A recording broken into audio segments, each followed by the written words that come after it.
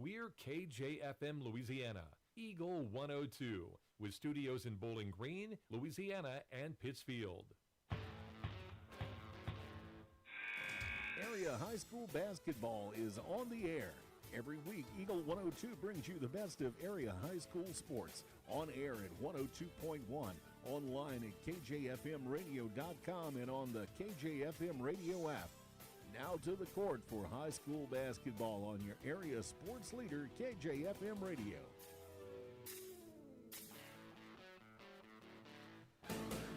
And good evening and welcome back to the Clopton Invitational Tournament on Eagle 102 Sports. Mark Brunick, Marianne Eberhardt here in the broadcast booth for ladies semifinal night.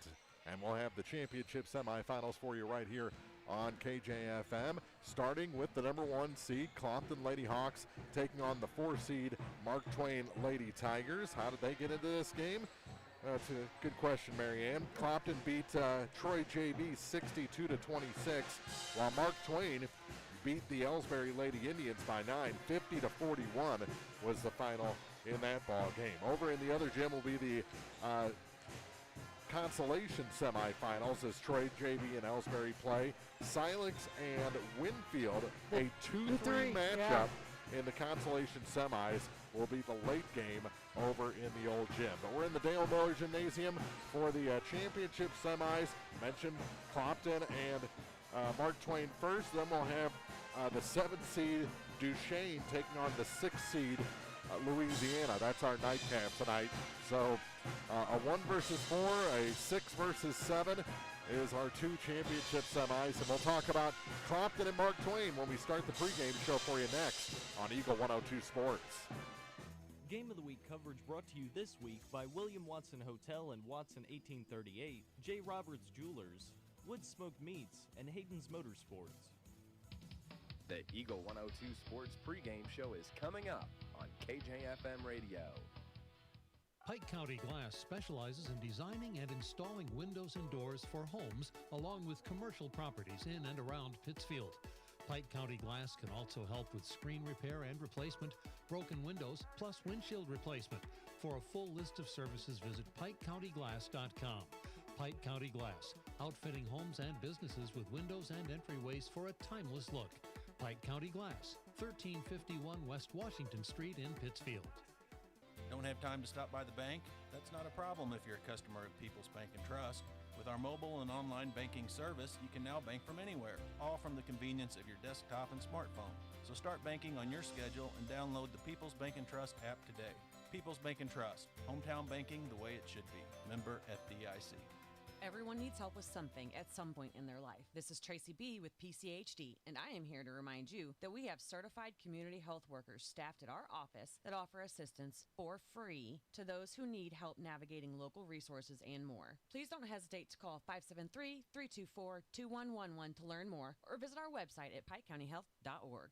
Eagle 102 sports coverage brought to you all season long by Shelter Insurance Agent Ashley Jenkins, Gambino's Eatery, and Hannibal Regional Medical Group.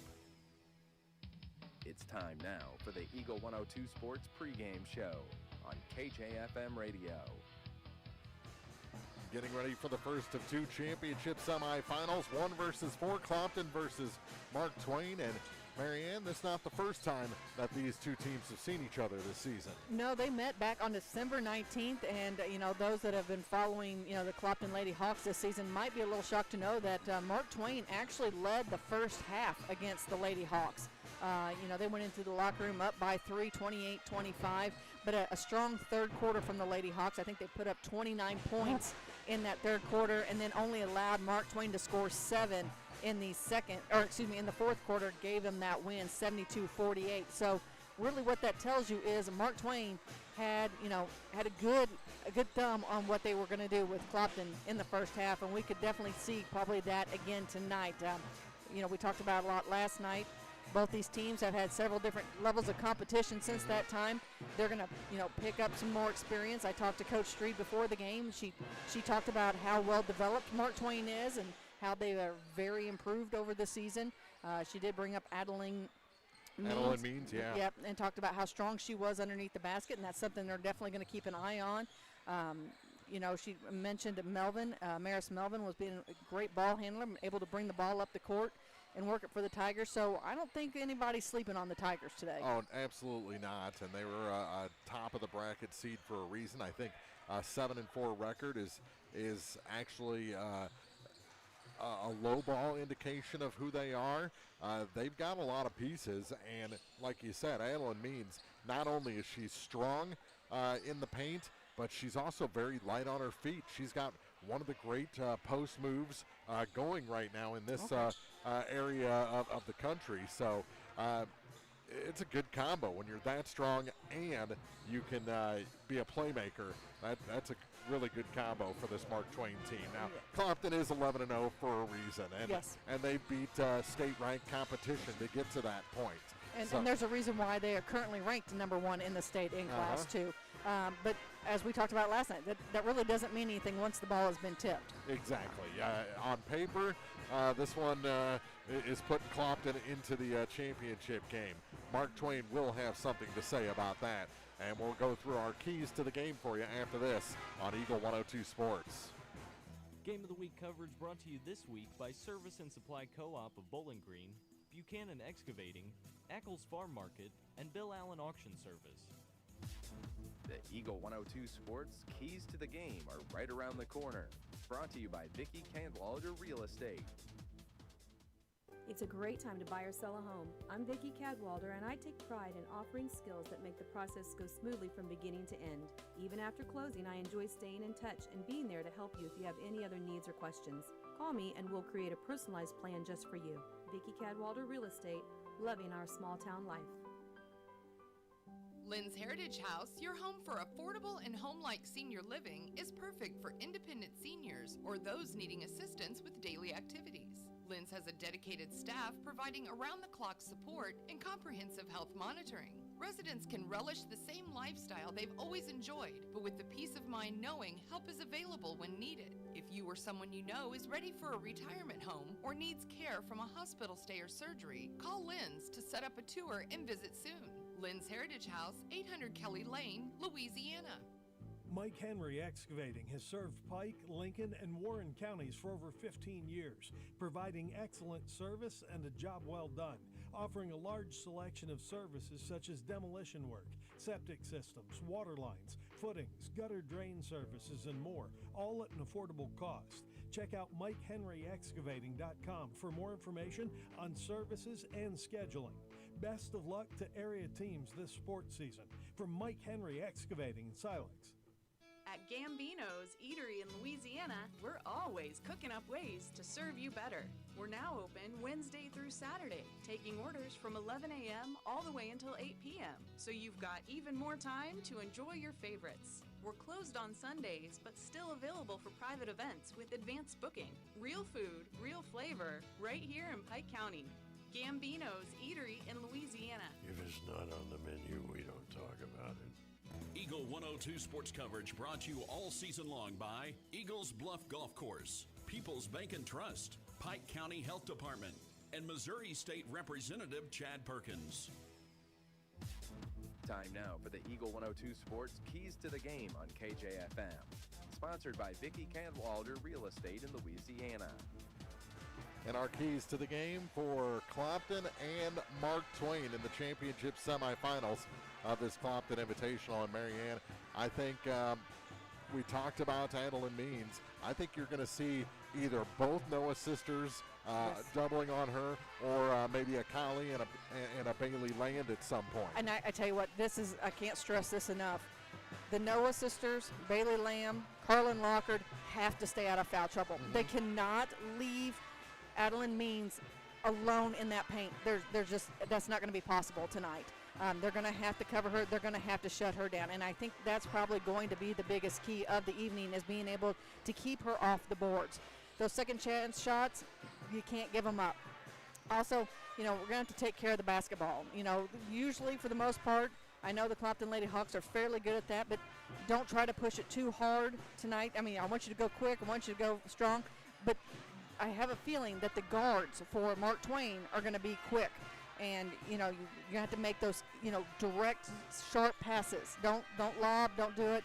And I'm going to be anxious to see how Mark Twain handles the defense from Clopton. I feel we'll probably see a lot of full court pressure, and to see, if they can manage to break that full court pressure and get down into a half court game. I think Mark Twain's going to come away a little bit better off than maybe people gave him credit for. Yeah, and Mark Twain, the key for them is not letting the game become too fast Absolutely. for them. That pressure, they've got to slow that down in their head and be able to keep their vision on the court clear and not blurred by all those hands and bodies moving around from the team in white. And we know, we've seen it for a while now. Charlie Spoonster, Campbell Lindsay, all those up front, they have fast hands. They grew up watching the Caitlin Kuntzes on the court. They have fast hands, and they know how to move their feet quickly. So, just Mark Twain's going to have to focus tonight. About 3.5 minutes to go before on-court introductions. We'll take a break, come back with our starting lineups after this on Eagle 102 Sports. Game of the Week coverage brought to you by DC Septic and Drain, Central Elevator, your Purina dealer, DG Firearms, and Randy's Jewelry. The Eagle 102 Sports starting lineups are coming up. Brought to you by Community State Banks of Missouri. This is Marianne Everhart with Community State Bank of Missouri. At Community State Bank, we don't just work here, we live here. As a locally owned and operated bank, we are deeply rooted in the success of our communities. Every decision is made with our neighbors in mind, and every customer is treated like family. We take pride in supporting local businesses, helping families achieve their financial goals, and making our hometowns stronger. When you bank with us, you're not just an account number, you're part of something bigger. Community State Bank of Missouri, with branches in Bowling Green and Troy. Member FDIC, Equal Housing Lender.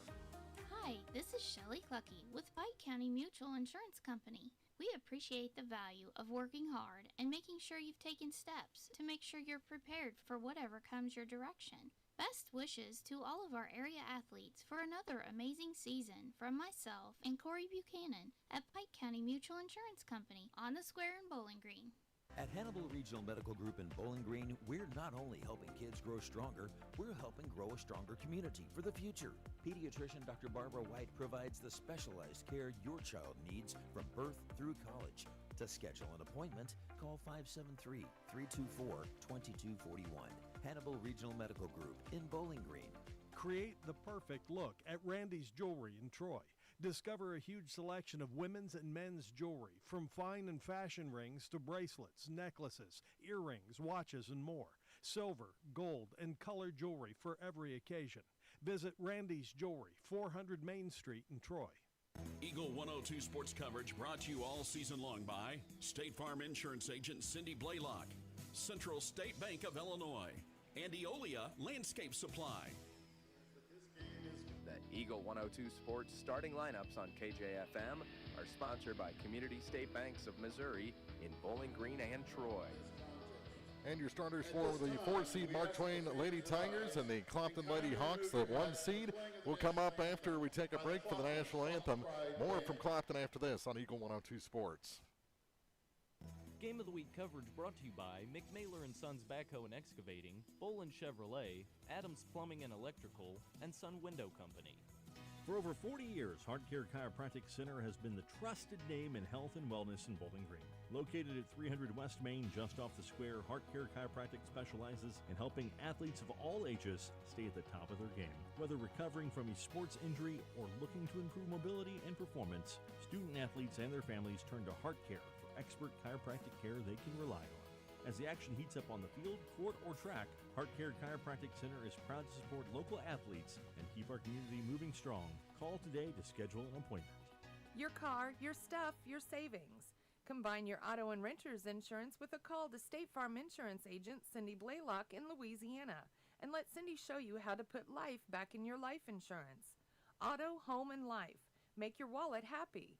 Here to help life go right, State Farm Insurance Agent Cindy Blaylock in Louisiana. Backdoor Brick Oven Pizza has fire baked pizza for everyone. Now you have multiple ways to get your favorite meal.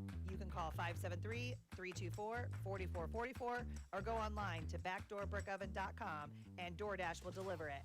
While on the website, browse through all the meal options, including your healthier choices, like a crustless pizza, a 12-inch cauliflower crust, or a salad. Remember, Backdoor Brick Oven Pizza is a great gathering place for all your parties as well. Backdoor Brick Oven Pizza, Business 61 South in Bowling Green. Eagle 102 sports coverage brought to you all season long by Noah Builders, Pike County Mutual Insurance Agents Corey Buchanan and Shelley Clucky, Eagles Nest End, and People's Savings Bank. And your starters for this championship semifinal. First for the number 4 seed Mark Twain Lady Tigers. They're 7-4, coached by Sarah Brennan. They'll start a junior number 2, Amaris Melvin, a senior number 4, Bella Hawkins, and number 3 gets the start, a junior, Jenna Ross. Lost my place for a second. Junior number 25, Ella Moss gets the start, and a senior number 30, Adeline Means. For the number 1 seed Clopton Lady Hawks, 11-0, coached by Devin Street. They will start a junior at 5'5", number 15, Charlie Spoonster. Number 22, a junior at 5'9", Ashley Noah. 5'2", senior, number 24, Campbell Lindsay. Number 33, a 5'7", senior, Tinley Spoonster. And number 55, a 5'9", junior, Callie Noah. So the starters again for Mark Twain are Melvin, Ross, Hawkins, Moss, and Means. For Clopton, it's Spoonster, Noah, and Lindsay. There you go. I wonder if Campbell Lindsay feels out of place out there. She doesn't have a sister. Like, do they need to be a 6-man team so she can bring one with her, or what? Maybe just say her name twice. Just say her name twice. I think she'll go for that. I'm gonna guess that we're gonna see Adeline Means probably jumping center here, as Clopton is in their last-minute huddle. And we are ready. Last-minute coaches meetings here. Of course, Mark Twain in their road blues with white numbers, trimmed in white. Clopton in their home white jerseys with black numbers trimmed in gray. And that's like that. Nothing like being made a liar out of right as we get going here, as Ross is going to tip center against Ashlyn Noah. As we're ready. Ref says everybody's ready. And it's taken control of by Means right off the bat. She brings it into the front court. Dishes it off to Melvin. Melvin over to the far wing. Down in the corner to Hawkins. Hawkins stands on that far wing. Looks inside to Means. Means in the short corner. Looks away, trying to find her way around that double team. Dishes it down low to to Moss. Shots taken away by Spoonster. Spoonster, long throw up to Campbell. Lindsay pulls up from the elbow extended. Her shot's off the back of the rim. No good. With the rebound is Melvin. Melvin dishes it off to Means. Means shots up. It's no good. With the rebound is Moss. Moss gets the first 2 points on the scoreboard tonight for Mark Twain.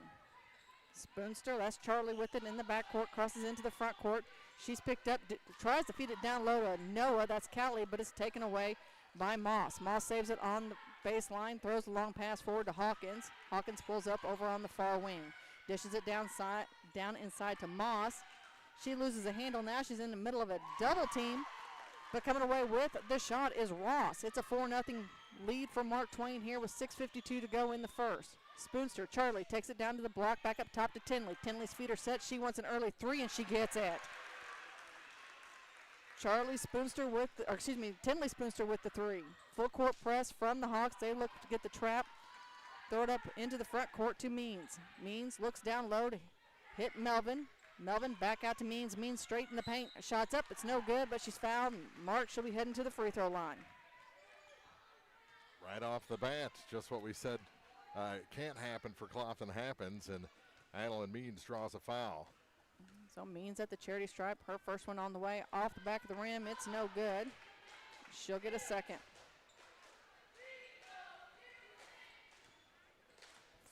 4-3 is our score. Mark Twain on top by 1. Make it 2 as she sinks the second. It's 5-3, 6:27 to go in the first. Spoonster, that's Tinley with the ball right in the middle of Mark Twain's bench. She wants another 3. She's open. It rattles home. Back-to-back trays from Tinley Spoonster. And Clopton has their first lead of the night, 6-5. And their first almost turnover. I thought Ross lost it cleanly, but it was knocked away from her. It was, and that was Campbell Lindsay and company over there trying to put a trap in. With it is Ross. Ross working against Noah. That's Ashlyn. Now back to Melvins. Melvins finds Means in the front court. She dribbles around, looks to hit Hawkins down on the baseline, kicks it back out to Moss. Clopton with the rebound. Tinley Spoonster chasing it down. She's going to go coast to coast. Her shot's off the mark, but Campbell Lindsay comes away with the rebound. Taken away by Ross. Now we have a scrum. So Callie Noah gets on the floor as her and Ella Moss fight for the loose basketball. They call it jump ball possession. Arrow stays with the Lady Hawks. Yeah, as soon as that ball came loose, I could kind of see Callie Noah's eyes light up. She was going to go in there and try and get that ball. So Ashland inbounds to Tinley. Tinley in the near corner. Looks to go back. Dorn is taken away by Means. Couple early turnovers for the Hawks. Oh, and there's going to be a travel by Melvins as she was looking to get around Charlie Spoonster and Campbell Lindsay over on the far sideline. Maris Melvin, yeah, she turned around. She had a face full of Clopton and took a step to try to avoid it. Charlie into the front court, dishes it off to Tinley. Tinley over on the near wing, looking down low, nowhere to go, puts the ball on the court, crossover dribble. The lane was open, but Mark Twain got a hand in there and disrupted her rhythm. Ball went out of bounds, last touch by the Hawks. Yeah, she tried to get to possession back as she had a clear path to the net and just couldn't get it under control. Looks like Mark Twain's having no problem breaking the full court pressure from the Hawks. Here comes a long shot from Means. It's off the rim, no good. Callie Noah with the rebound, and she goes to dish off to Charlie. It's taken away by Means, so Mark Twain back in possession. Long three on the way from Moss, and she rattles it home. Ella Moss now with 5 on the night. 8-6 is our score. Charlie, she finds a hole. She takes it to the hoop. Her shot's off the mark. Ashlyn Noah there, and now Callie to clean it up, and Callie's headed to the free throw line. Going to be the first free throws of the night for Clopton. And Callie Noah will be at the line. Picking up the foul is Bella Hawkins, her first of the night. Callie, first free throw shot on the way. It's good. 8-7 our score. Mark Twain on top by 1. 4:51 to go here in the first quarter. Noah's second free throw shot on the way off the back of the rim. It's Hawkins with the rebound. Long pass up to Ross. Ross over on the far wing. And Callie Noah gets the steal. Knocks it away, and then it looks like Jenna Ross is going to pick up the foul. Yeah, she just got a little too tight, too aggressive on Callie Noah and gets whistled for her first personal. Charlie Spoonster with it as she crosses the half-court line. She's picked up by Melvin. Waits for offense to move, dishes it off, top of the key to Noah. Now to Tinley. Tinley looks to go back door to Callie Noah. Callie just didn't quite have that extra step towards the block that she was looking for, and it bounced off some fingertips, went out of bounds. Last touch by Mark Twain. Tinley to inbound. She lobs right into Ashlyn. Ashlyn steps into the paint. Her shot's up. It rolls around, and it falls good. First lead of the night for the Hawks. Means with it, dishes it off to Ross. Ross takes it all the way down, and she's going to be fouled by Charlie. That'll be her first foul. And Jenna Hawkins will head to the free throw line. 4:16 to go, opening quarter. 9-8, Clopton leading Mark Twain, but a chance for the Tigers to tie or take the lead from the line. First free throw. Hits the front rim, the back rim, falls off to the side. Bo Beecham and Bailey Lamb coming in for Tinley and Callie. I'm sorry, I didn't mean to cut you off there. I was going to say the exact same thing. Yeah, great minds, Mark, great minds. Second free throw on the way, off the back of the rim. With the rebound is Clopton. Charlie into the front court, finds Beecham. Beecham at the end of Mark Twain's bench, and Ross is going to pick up a second quick foul, and Mark Twain doesn't want her in foul trouble, that's for sure. They're going to leave her in there right now because Mark Twain really can't get into a depth game against Clopton. That Lady Hawk bench is just too deep. Here comes Ashlyn Noah, and she's fouled. She's going to the free throw line for the first time tonight. And that's going to go against Melvin. First on Amaris. Already 14 fouls, so Clopton will be shooting free throws the last 4:05. First free throw's up and good from Ashlyn. She'll get her second. It's a 2-point lead now, is the largest for Clopton. Make it 3. Still full court pressure from the Lady Hawks. Melvin working against Campbell Lindsay in the backcourt. She finally crosses the timeline. Dishes it off to Means. Means stands between the circles.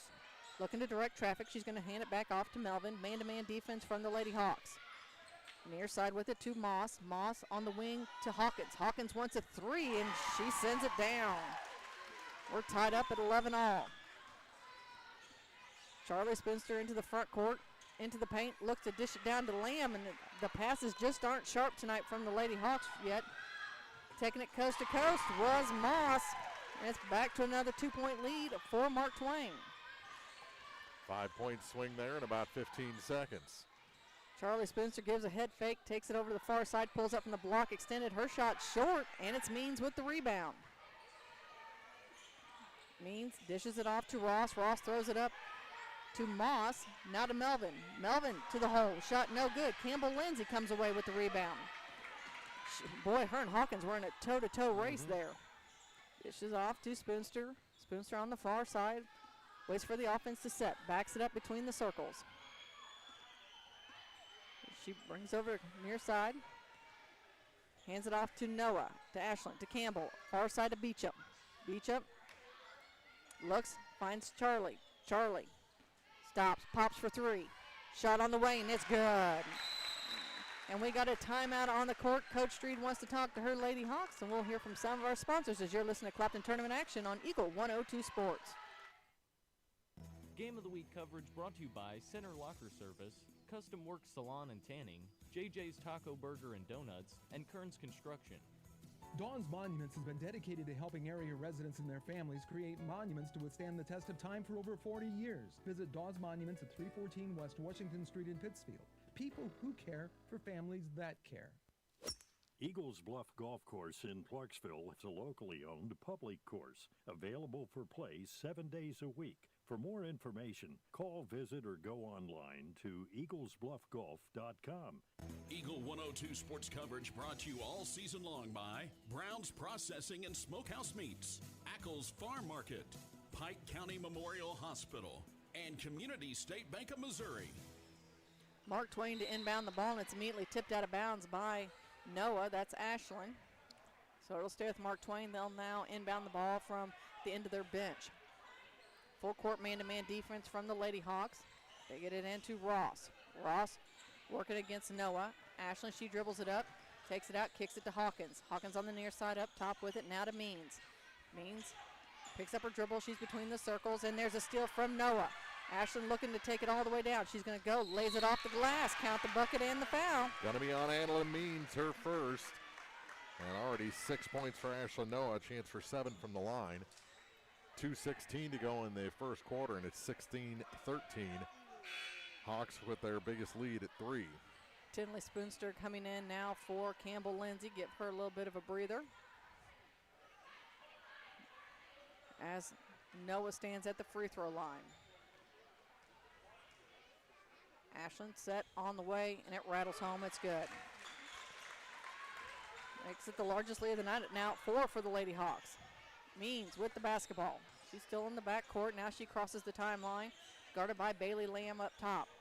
Dishes it off to Melvin. Melvin takes it over as she's working against Beecham.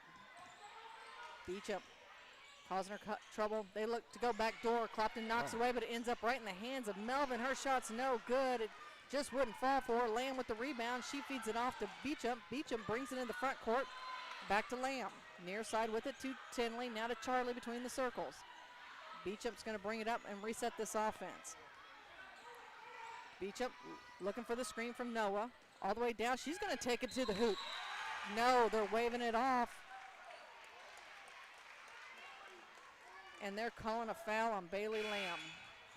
So Lamb picks up the foul. I didn't see it. It wasn't on the pick because that was Noah. Yeah. Speaking of Noah, Callie Noah into the ball game now for Sister Ashland.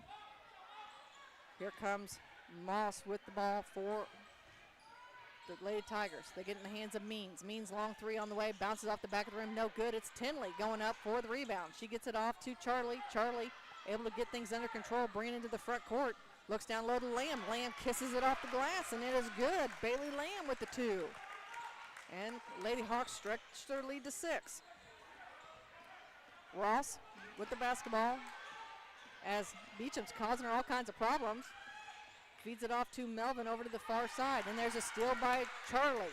Charlie behind the back, tries to work it around, pulls up on the far side, now gives a little stutter step, and there's going to be a foul, and I believe they're going to call it on Melvin. If they do, Mark, that's 2 on her, and they do. So she's got 2. Jenna Ross has 2. And Mark Twain going to want a timeout. With 52 seconds to go in the first, 19-13. Clopton leading. Ladies semifinals of the Clopton Invitational on Eagle 102 Sports. Game of the Week coverage brought to you this week by Pike County Memorial Hospital, Shelter Insurance Agent Ashley Jenkins, People's Bank and Trust, and Pepsi. Central State Bank's team takes the time to understand your unique needs and goals. Join thousands of satisfied customers and experience the personal touch and professional service that set them apart. Visit one of the convenient locations in Pleasant Hill, Pittsfield, Kinderhook, Quincy, and Clayton. Central State Bank, equal housing lender, member FDIC. Eagle 102 sports coverage brought to you all season long by Bowling Green Tractor, State Farm agents Rod Prentice and Brenda Crawford, Vicki Cadwallader Real Estate, and Pepsi.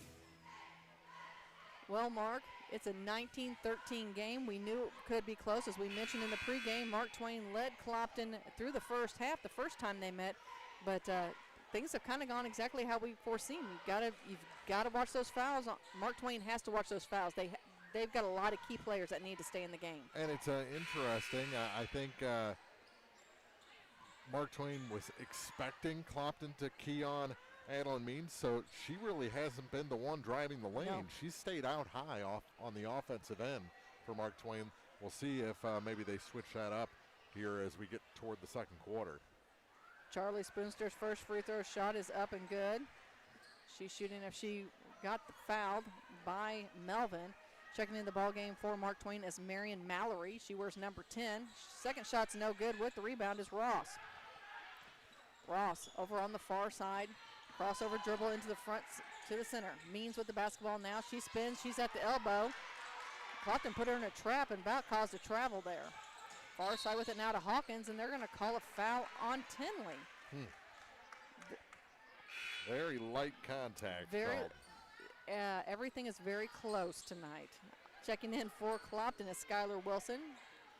Giving Charlie Spoonster a little bit of a breather as Means inbounds the ball to Mallory. Up top with it to Melvin. Melvin tries to penetrate, nothing there. Kicks it to Ross. Ross from the extended elbow. Shot's no good.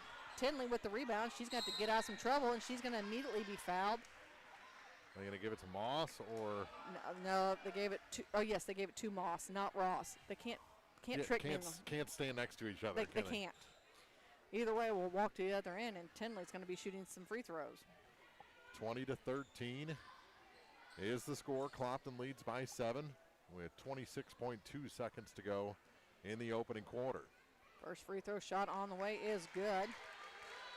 Tinley with 7 already on the night, looking to make it 8 if she can sink this second one. And she does, nothing but net. Melvin hands it off to Ross. Ross throws a long pass up to Mallory. Mallory works and she runs right into Callie Noah. She takes it away. And they can't quite complete the pass down to Beecham. Lockard saves it, but when she throws it back in, it's right in the hands of Means. Means throws it up to Moss. Long three on the way, and it's off the rim from Ross, and that's how the first quarter ends. Clopton leads Mark Twain 22-13. We've got more semifinal championship action coming your way from Eagle 102 Sports. Game of the Week coverage brought to you this week by Brown's Processing and Smokehouse Meats, Community State Bank of Missouri, Shireman Memorials, and Mike Ingram Plumbing. Noah Builders in Silex is a proud supporter of all area athletes. They're a small, locally owned contractor with over 25 years of experience in custom and new home construction. Noah Builders wants to take your forever home plan and make it a reality. Call or visit Noah Builders at noahbuildersinc.com. The Eagles Nest Inn Bed and Breakfast in Louisiana offers inviting guest rooms, each with its own unique character and historic charm. Call or book online at theeaglesnestinbb.com. Eagle 102 sports coverage brought to you all season long by Shelter Insurance Agent Ashley Jenkins, Gambino's Eatery, and Hannibal Regional Medical Group. So we start the second quarter, 22-13. Clopton leads Mark Twain. Mark Twain had a nice lead as they started the first, but it didn't take Clopton long to warm up here in the first quarter, Mark. Yeah, I thought Clopton switched up just a little bit with their offensive strategy, and it paid off big time. Really opened up the lane, and I guess maybe a couple of threes from Tinley Spoonster will do a good job of opening that lane too. Ashlyn Noah, great pass to Campbell Lindsay. Her shot off the glass just a little too hard, and with the rebound, came away. And now we got Mark Twain calling a timeout as they were trying to avoid that 10-second call in the backcourt. So we'll step away as well. It's basketball action tonight here on Eagle 102 Sports. Game of the Week coverage brought to you this week by Advanced Physical Therapy, State Farm agents Rod Prentice and Brenda Crawford, People's Savings Bank, and Lynn's Heritage House. It's a new year, a fresh start for a lot of things. But here's a question to kick things off. When's the last time your online bank supported your community? If your bank doesn't have a front door, it probably isn't supporting local schools, charities, or small businesses. At People's Savings Bank, your money stays right here, helping the community you live in grow. This year, make a local choice and bank with people who live here too. People's Savings Bank, member FDIC, equal housing lender. Eagle 102 sports coverage brought to you all season long by Eagles Bluff Golf Course, People's Bank and Trust, Pike County Health Department, and Missouri State Representative Chad Perkins. Mark Twain gets the ball into the front court, down low with it to Mean. She spins up off the glass, and that is her first field goal of the night, Mark. It is, and guess where she was? Inside 5 feet. She was. Here comes Charlie Spoonster. Her layup is up. It's no good. Ball's tipped around a couple different times. Goes off the fingertips of Mark Twain, so it'll stay with Clopton under their own basket. I was going to mention that. It looked like that they've definitely moved. Mark Twain's moved her back down low. She was kind of out up top on the first quarter. Ashley Noah's shot goes in and out. It's one of those ones that goes almost all the way through and came right back out. Ends up in the hands of Mark Twain. Moss brings it into the front court. She stops, pops for three, and it's good. Wow. She made that look easy. Yeah, she did, and she's the first player into double figures. 22-18 our score. Hawks on top. Tinley Spoonster says, well, watch this. And hers goes off the back of the rim.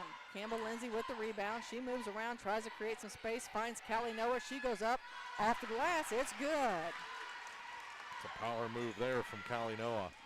She looks strong going, but Ashlyn's going to be called on a foul, and it'll be her second. She got a hand in her back as she was looking to get the ball inbounds. Looks like Clopton's going to fall back, maybe into a half-court defense here, as Mark Twain really hasn't had a lot of trouble breaking the press from the Hawks tonight. Ross over on the far wing. Looks for the screen. She's now trapped amongst some trees. And we've got she stepped out, yeah. She did. She went to toss it up, and she was hoping it was going to bounce off of Callie Noah, but it bounced right back in her own hands as Ross fell out of bounds. So there's another turnover for Mark Twain. Turnovers have been fairly low after both teams kind of settled down in the first. Charlie brings it near side to Lindsay. Lindsay about middle of Mark Twain's bench. Now finds Noah, and that's Callie. Traveled out high. Got a little excited as she was taking that first step. That's what I get for talking about turnovers. Yeah. Ross again with the ball for the Lady Tigers. She's met by Ashlyn at the timeline. Looks for the screen. Now they try to feed it down deep inside to Means. It's knocked away by Callie. Callie, long pass to Tinley. Tinley has to go high to get it. She finds Charlie over on the far wing. She'll drive the baseline right back to Tinley. Tinley moves in the paint, and it's going to hit the guide wire. Yep, got kind of trapped up there amongst the shot clock and the wires, and once it touches anything, it's dead. Yeah. Ashlyn comes out as Bo Beecham steps in, looking for a little extra speed here. The Lady Hawks are. Bo's been great defensively up top, working against this offense of the Tigers. Hawkins to Moss, brings it out. Ross, long three, no good. Ball's loose, fighting for the rebound, and Lindsay saves it And then Coach Street calls a timeout. So with 5:25 to go in the half, Clopton leads Mark Twain 24-18 as you're listening to basketball action on Eagle 102 Sports. Game of the Week coverage brought to you this week by Pike County Mutual Insurance agents Corey Buchanan and Shelley Clucky, Noah Builders, Central State Bank of Illinois, and Heart Care Chiropractic Center. We have a simple formula at Shelter Insurance. Provide personalized coverage at great rates with local agents to help you choose the coverage you need. Contact me, affiliate agent Kayla Henderson or Brent Brandstetter in Bowling Green. We're your shelter agents for auto, home, and life. Eagle 102 sports coverage brought to you all season long by State Farm Insurance agent Cindy Blaylock, Central State Bank of Illinois, and Eolia Landscape Supply. Clopton to inbound the basketball. It'll be Lindsay to Beecham. You remember, Marianne, we were talking about, hitting things above the rim here. Yes. You remember when the 2005 banner used to hang above center court? How many half-court shots got eaten up by that thing? They did. Clopton working around to keep the basketball alive, and they do, and finally ends up in the hands of Bo Beecham, and she gets her first two of the night. And I tell you what, that all started as Tinley Spoonster was fighting for a loose basketball. She went down on that sore knee and pushed it around. Melvin with it now in the front court, and she's going to travel as Charlie Spoonster applied a little bit of pressure. She got excited, kind of did a little shuffle. Yeah, she changed her pivot foot there. She did. Callie Noah stepping out. Bailey Lamb enters the ball game. 28-18 is our score. We got 4:50 to go in the half. Charlie back in the lead for the Lady Hawks. They get to Lamb. Lamb, top of the key. She's looking down low. Finds Charlie on the wing. Charlie wants to hit her three, and she's got it. Charlie Spoonster had 30 points the last time these two teams met, and she just gave them their largest lead of the night at 11. Means worth the basketball. Looks down low, tries to find Ross as she heads down to the baseline. However, is just a little too far out of her reach and goes out of bounds. Another turnover, hands it back to Clopton. About ended up in the boys' locker room there. It did. Clopton cheerleaders, I'm sure, would have stopped her. You think? They're nice people. Bailey Lamb with it now between the circles. She's at the top of the key. Brings it to Tinley at the head of Mark Twain's bench. She steps behind the three-point line. She wants another three, and it's just a little too hard. Comes down in the hands of Lauren Clark, who's in the ball game. Up to Hawkins. Hawkins finds Clark. Guess it's Haley Clark. Melvin hands it back to Ross. Ross right in the middle of Clopton's bench. She loses it. Beecham picks it up. Beecham hits Spoonster, and that's Charlie in stride, and it's too hard off the glass. Now Campbell Lindsay comes in and tries to tie up Hawkins. However, they're going to tag Lindsay with a foul. Her first. Ashlyn Noah returns for Tinley. Tinley's been a little hard on that knee tonight that she has in the knee brace, so I'm sure they're kind of keeping an eye on that. Give her some breathers. Melvin running toe-to-toe now with Lindsay. She gets into the front court, but she's trying to work around Lindsay. It's Lindsay's all but chest to chest. Dish it off to Means. Means spins. Off to Ross. Ross pulls up from the block extended. It's no good. Ashlyn with the rebound. Noah pushing it. Takes it all the way in. She goes up. Shot's good, and count the bucket and the foul. Just what a move there by Ashlyn Noah. Kind of reversed, knew the hit was coming. She did. And shot that through the contact and was able to get it to fall and get the foul. And that's the second on Means as Noah goes for the and one. Ashlyn set. Shot on the way, off the mark, and it's Lindsay with the rebound. Lindsay tries to go cross court, and they're going to slide out of bounds. Yeah, it was either going to be out of bounds or a travel. Yeah, either way, Clopton was going to lose this. Bailey Lamb was on the court fighting for that loose ball. Lindsay comes out. Wilson checks back in for the Lady Hawks. They get it to Ross, and they're right there. She tries to throw over top of Bo Beecham. Bo's like, hey, no, Bo knows. Yeah. Bo's got some ups, too. She's got some hops, doesn't she? Well, when you're 90% arms and legs. Ross with it again. She's working around. Beecham back got the steal once again. Now Melvin with it into the paint. Almost traveled again. Yeah, kicks it out to Ross. Ross working around, trying to get around Beecham, not having much luck. Gets to Moss underneath, out to Hawkins, now to Melvin. Melvin wants a long three. Oh, she tried to bank it in. Wilson with the rebound. She's trying to get it back. Ball's loose. At this point, somebody's just looking for possession. Yeah. And the Lady Hawks come away with it. Charlie goes to Noah. Ashlyn, they were about right there in stride. Now back out to Spoonster. And it was one of those things that Noah was just a step ahead, and once she got the ball, she had nowhere to go with it. It was a great pass. Spoonster works it up top behind the circle. She pulls up, her shot short. It's in the hands of Means. Means with the rebound. She looks to slow things down. No, she's going to throw a long pass up to Hawkins. Hawkins almost missed it. Back to Moss. Moss into the paint. She shoots amongst trees, and it's Clopton with the rebound. All that was down low for that board were 3 Hawks. Noah, Ashlyn, bucket good on the assist from Charlie Spoonster. And she is into double figures now with 11. Ross stops. She brings it near side to Hawkins. Hawkins wants another 3 on the night. She gets it. Bella Hawkins drains the tray. Makes it 33-21 with under 2 to go here in the half. She hesitated. She was waiting for a Hawk to come out and defend her, and it never happened. Beecham, she wants in on the 3s, and she gets it too. 36-21. 5 points for Bo off the bench. Long pass up to Hawkins. Is she going to try again?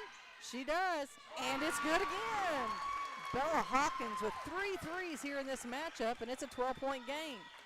36-24, Charlie steps back.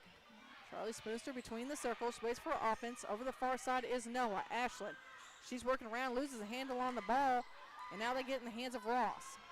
Ross, crossover dribble into the paint, goes up. It's off the boards, and it's Charlie with the rebound.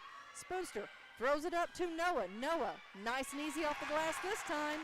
Another assist from Charlie Spoonster to Ashlyn Noah, and it's 38-24 with under a minute to go in the half.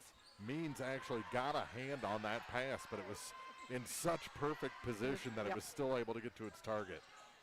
Melvin with the ball in the front court for the Lady Tigers. She splits defenders, takes it off the glass, and nice and smooth, and adds another 2 for the Lady Tigers. Not many players can find that gear against the Hawks. Nope, and here comes Charlie. She goes up. She's going to draw the foul, and I think that's going to be number 3 on Means. Mark. That's trouble for the Mark Twain Lady Tigers. Like we said in the pregame, they can't get into a bench war. No. Because they don't have quite the depth that Clopton does. Who does, though? And it looks like Clopton's got a couple subs coming in after Charlie makes her first. Carlin Locker, Tinley Spoonster, and Campbell Lindsay all coming in for Beecham, Noah, and Lamb. 39-26 is our score. Clopton leads as Charlie Spoonster, second free throw shot, hits off the back of the rim and goes straight up and right back through the hoop. That's shooter's luck right there. When you're on a roll, those seem to go through for you. That's right, and Charlie gets a steal. She's just got to beat Ross. She'll take it, lays it off the glass, nice and smooth. It's 42-26. Here comes Moss. Ella Moss working against Spoonster into the paint. She pulls up. Her shot's nice and smooth as well as it goes down. Nice and easy for the Lady Tigers. We're under 10 seconds to go. Charlie, far wing. Looks for the screen. And moving pick there. Yep. And that's going to go against Carlin Locker.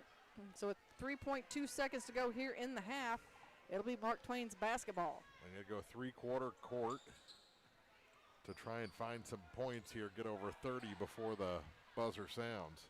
They get it to Ross. Ross moves, three-point shot. It's off the back of the rim and no good.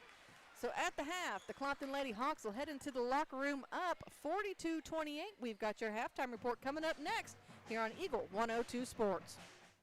Game of the Week coverage brought to you this week by William Watson Hotel and Watson 1838, J. Roberts Jewelers, Wood Smoked Meats, and Hayden's Motorsports. The Eagle 102 halftime report is coming up. Backdoor Brick Oven Pizza has fire bake pizza for everyone. Now you have multiple ways to get your favorite meal. You can call 573-324-4444 or go online to backdoorbrickoven.com and DoorDash will deliver it. While on the website, browse through all the meal options, including your healthier choices, like a crustless pizza, a 12-inch cauliflower crust, or a salad. Remember, Backdoor Brick Oven Pizza is a great gathering place for all your parties as well. Backdoor Brick Oven Pizza, Business 61 South in Bowling Green. Hi, this is Brock Mitchell, and I am a physical therapist with Advanced Physical Therapy in Bowling Green.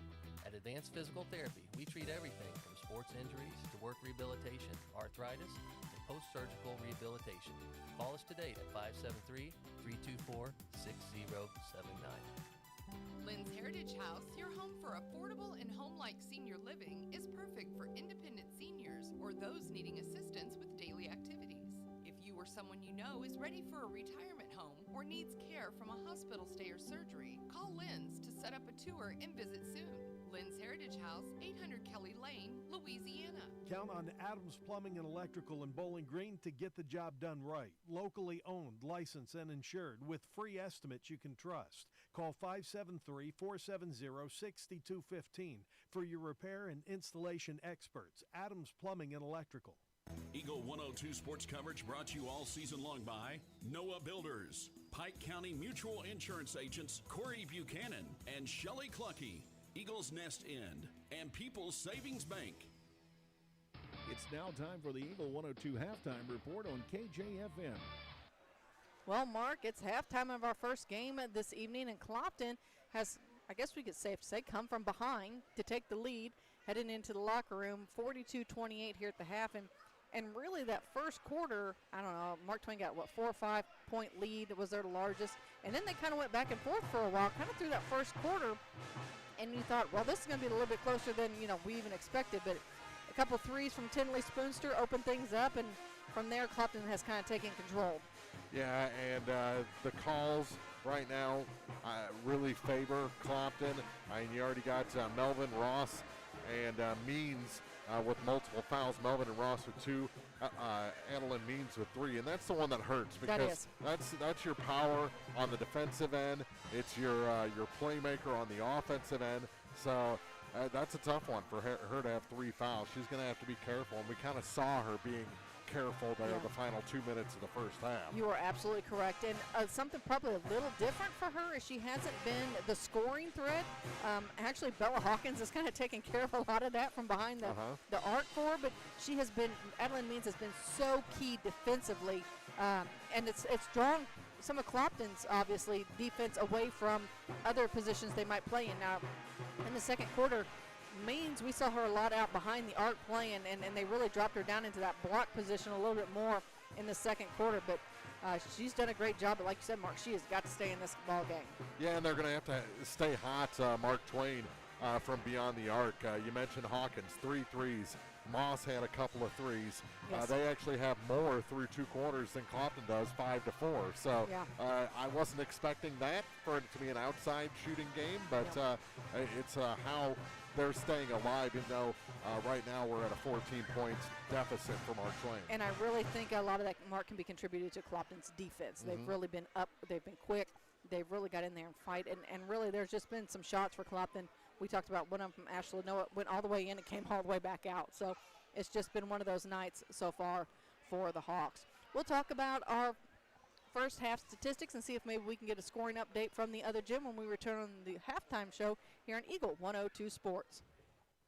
Game of the Week coverage brought to you this week by Service and Supply Co-op of Bowling Green, Buchanan Excavating, Ackles Farm Market, and Bill Allen Auction Service. Backdoor Brick Oven Pizza has fire bake pizza for everyone. Now you have multiple ways to get your favorite meal. You can call 573-324-4444 or go online to backdoorbrickoven.com and DoorDash will deliver it. While on the website, browse through all the meal options, including your healthier choices, like a crustless pizza, a 12-inch cauliflower crust, or a salad. Remember, Backdoor Brick Oven Pizza is a great gathering place for all your parties as well. Backdoor Brick Oven Pizza, Business 61 South in Bowling Green. Mike Ingram Plumbing Sales and Service specializes in all things plumbing, from repairs and professional installations to detailed camera inspections and new home construction. Their expert team has you covered. Experience quality plumbing done right. Call Mike Ingram Plumbing Sales and Service today at 573-719-9474.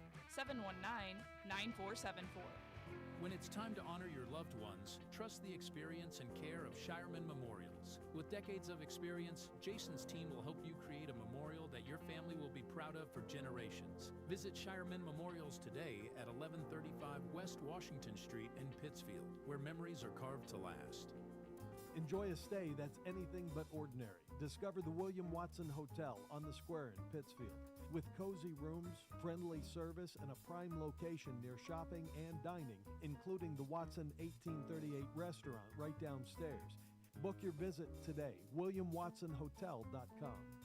Eagle 102 sports coverage brought to you all season long by Brown's Processing and Smokehouse Meats, Ackles Farm Market, Pike County Memorial Hospital, and Community State Bank of Missouri. 42-28 is our score at the half as the Clopton Lady Hawks lead the Mark Twain Lady Tigers. And Mark, you have an update for us from the other gym? Yeah, they just completed the second quarter down there in the middle school gym, and it is Ellsbury leading the JV squad from Troy Buchanan 34-22.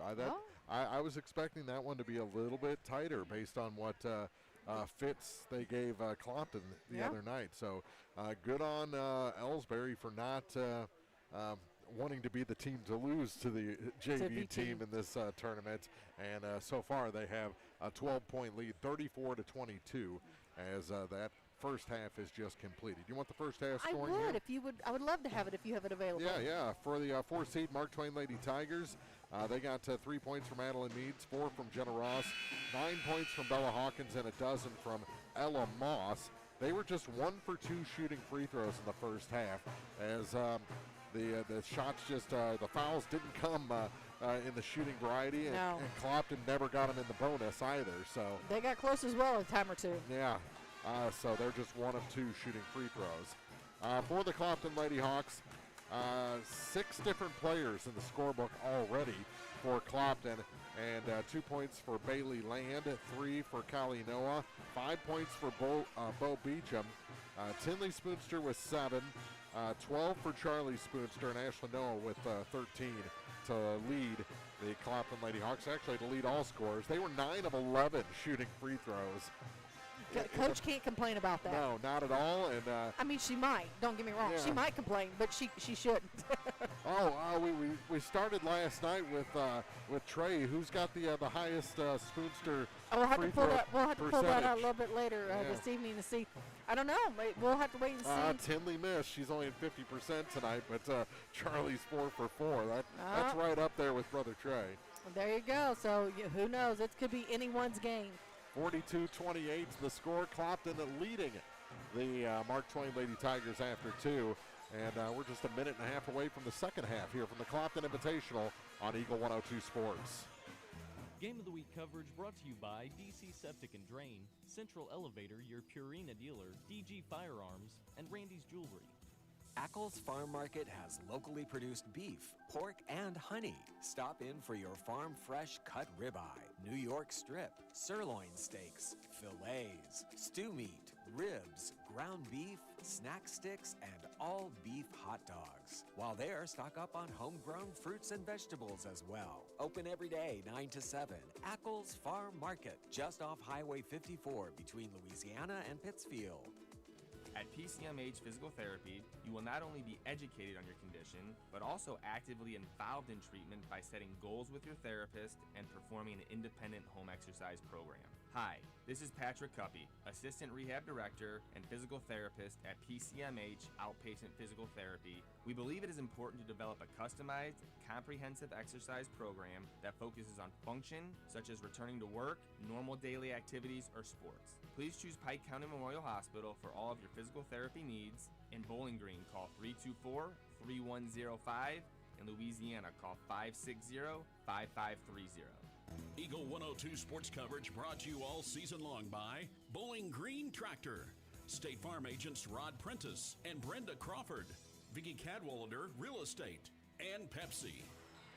You know, Mark would like to remind folks, once again tonight we have a great crowd here in the high school gym. The tournament's going on still several more nights, and it's going to be nice weather, which is not something you can usually say during the Clopton tournament. No, so not at all. They make it easy for you this week to get out and support your area athletes.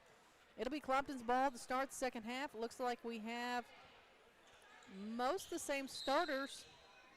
We have all the same starters. I was missing Means. I was looking for her out there. She was out there with Callie Noah already. Ashley Noah with it over on the wing. Gives a fake around Moss. Back to Spoonster. Spoonster inside to Callie. And it goes between her fingertips. And pass was just a little too hard, and now Charlie repays the favor with a steal to Tinley. Tinley stops. Thought about the three, instead hands it back off to Charlie. Charlie takes it to the free throw line. Looks to go down low to Callie. Callie works it up. Her shot's up. It's no good. With the rebound is Melvin. Melvin throws a long pass up to Moss. Moss takes it to the hoop. Her shot's up and good. Ella Moss brings it within 12 for the Lady Tigers. 14, now she's tops in the scorebook. Charlie takes it to the far wing. Finds Lindsay in the paint. Back out to Charlie. Thought about the three. Puts the ball back on the court. Now to Lindsay on the wing. To the free throw line. Off to Noah. That's Ashlyn working around the free throw line. And she drops her shoulder. I think they're going to let him play a little bit now. Yeah, they said that was out of bounds, but when it landed on the foot of Moss. So that should be Clopton ball. Well, we know how that goes. Norm was even looking. So Melvin with it now for the Lady Tigers as she crosses into the front court, dishes it off to Ross. Ross takes it to the far wing. Off to Hawkins. Hawkins looks inside to Means. Means working against Noah. That's to Callie. Callie gets the block. She finds Spoonster. Charlie throws it up to Tinley. Tinley over on the wing, back to Charlie. She thought about it, now brings it near side to Lindsay. Lindsay wants in that scorebook. It's off the back of the rim just a little too hard, and it's tangled up, and we're going to have a jump ball. Be Mark Twain ball with the arrow at 6:27 to go in the third quarter. Clopton still leading by a dozen. So Ashlyn Noah picks up Melvin in the back, and Melvin's going to travel again. She gets a little excited there. She picks up the ball. She's looking down court, so she's looking to make that pass. And that back foot drags just a little bit. So Clopton will have it on the far side. Get into Charlie. That's something Clopton is going to take note of, that she gets a little tiptoey when the ball's above her head. Charlie from the baseline, no good. It's really just a pass to Ashlyn Noah because her putback is up and good. And it's 44-30. Ross to Moss. Back to Ross. She's going to take it to the block extended. Her shot's up, and it rattles home. Jenna Moss with another two on the night. 44-32, just under 6 minutes to go in the third. Charlie finds a hole. She takes it down the block. She tries to draw the foul. They don't call it. Means throws it up to Moss. Arms don't stop like that on their own. They don't. But it's another turnover for Mark Twain. Bo Beecham set to come in. She's going to give Tinley a little bit of a breather. That adds a little bit of speed with Tinley dealing with that knee. It does, and really, you got to think a little bit into the future, that you don't want her into a situation where she gets tangled up. She's played aggressive tonight and been on the court a couple different times and don't want to damage that knee any more than what it is. Ashlyn tries to feed it to Kaylee. It's taken away by Means. Means throws it up, back to Means from Moss. Now with it is Hawkins. Means couldn't believe there wasn't a personal there. And she's getting up and limping a little bit. I don't know if it's her knee or her ankle. I'm sure she'll walk it off here in a moment as Melvin in some trouble. Here comes Moss. She wants the three. No good, and it's going to be a foul on Ross. And that's going to be her third mark. Ooh, so she's got three, and Adeline's gotten three. That's a little troublesome, a little worrisome for the Lady Tigers. Charlie between the circles. Working against Melvin, finds Callie up top. Callie brings it to the near side. She wants a three. It's off the rim. Ashlyn there. She kicks out to Charlie. Charlie stops, pops, and drops. Charlie with the three. 47-32 is our score. Up to 15 points now is Charlie Spoonster. Hawkins right back down low to Ross. Campbell Lindsay strips it away and then ties her up for the jump ball. Possession arrow with the Hawks. 4:32 to go. 47-32 is the Clopton lead. Spoonster, that's Charlie, brings it up, finds Noah, top of the key. That's Callie. She hands it to Beecham. Beecham works it to the far side. Down low, inside, tries to get it to Charlie, and they're going to say she traveled. Looked like that was a pretty good call, going through the paint. So Ashlyn, Noah in the backcourt, picking up Ross. Over to Moss. Back to up top to Melvin. Melvin runs right into Callie and still is able to get the shot around her. Forgot a no in that sentence there. Charlie wants another three from the top of the key. It's no good. And a crossover dribble from Ross. She's headed into nothing but a sea of Hawks. And she runs right into Callie Noah. And she will head to the free throw line. Callie picks up her first. So Clopton has stayed pretty true when it comes to the fouls and not gotten into too terribly much foul trouble. As Ross's free throw shot is up and good. She'll get a second. 3:51 to go here in the third. Clopton leads at 47-35. Jenna Ross at the free throw line for her second. It's up off the back of the rim, no good. It's going to go out of bounds. Last touch by Mark Twain. Back to Clopton we go. Lindsay, go ahead. I was just going to say that Clopton, it's surprising, almost shocking. They have not won their home tournament since 2019. Monroe City was quite the pest in there. Yeah, they were. Callie Noah with the shot, it's no good. Ashlyn with the rebound, her putback no good. Now in the hands of Hawkins. Hawkins throws it up to Moss. Moss going to take it herself, lays it off the glass, and it's good. Ella Moss now with 16 on the night for the Lady Tigers.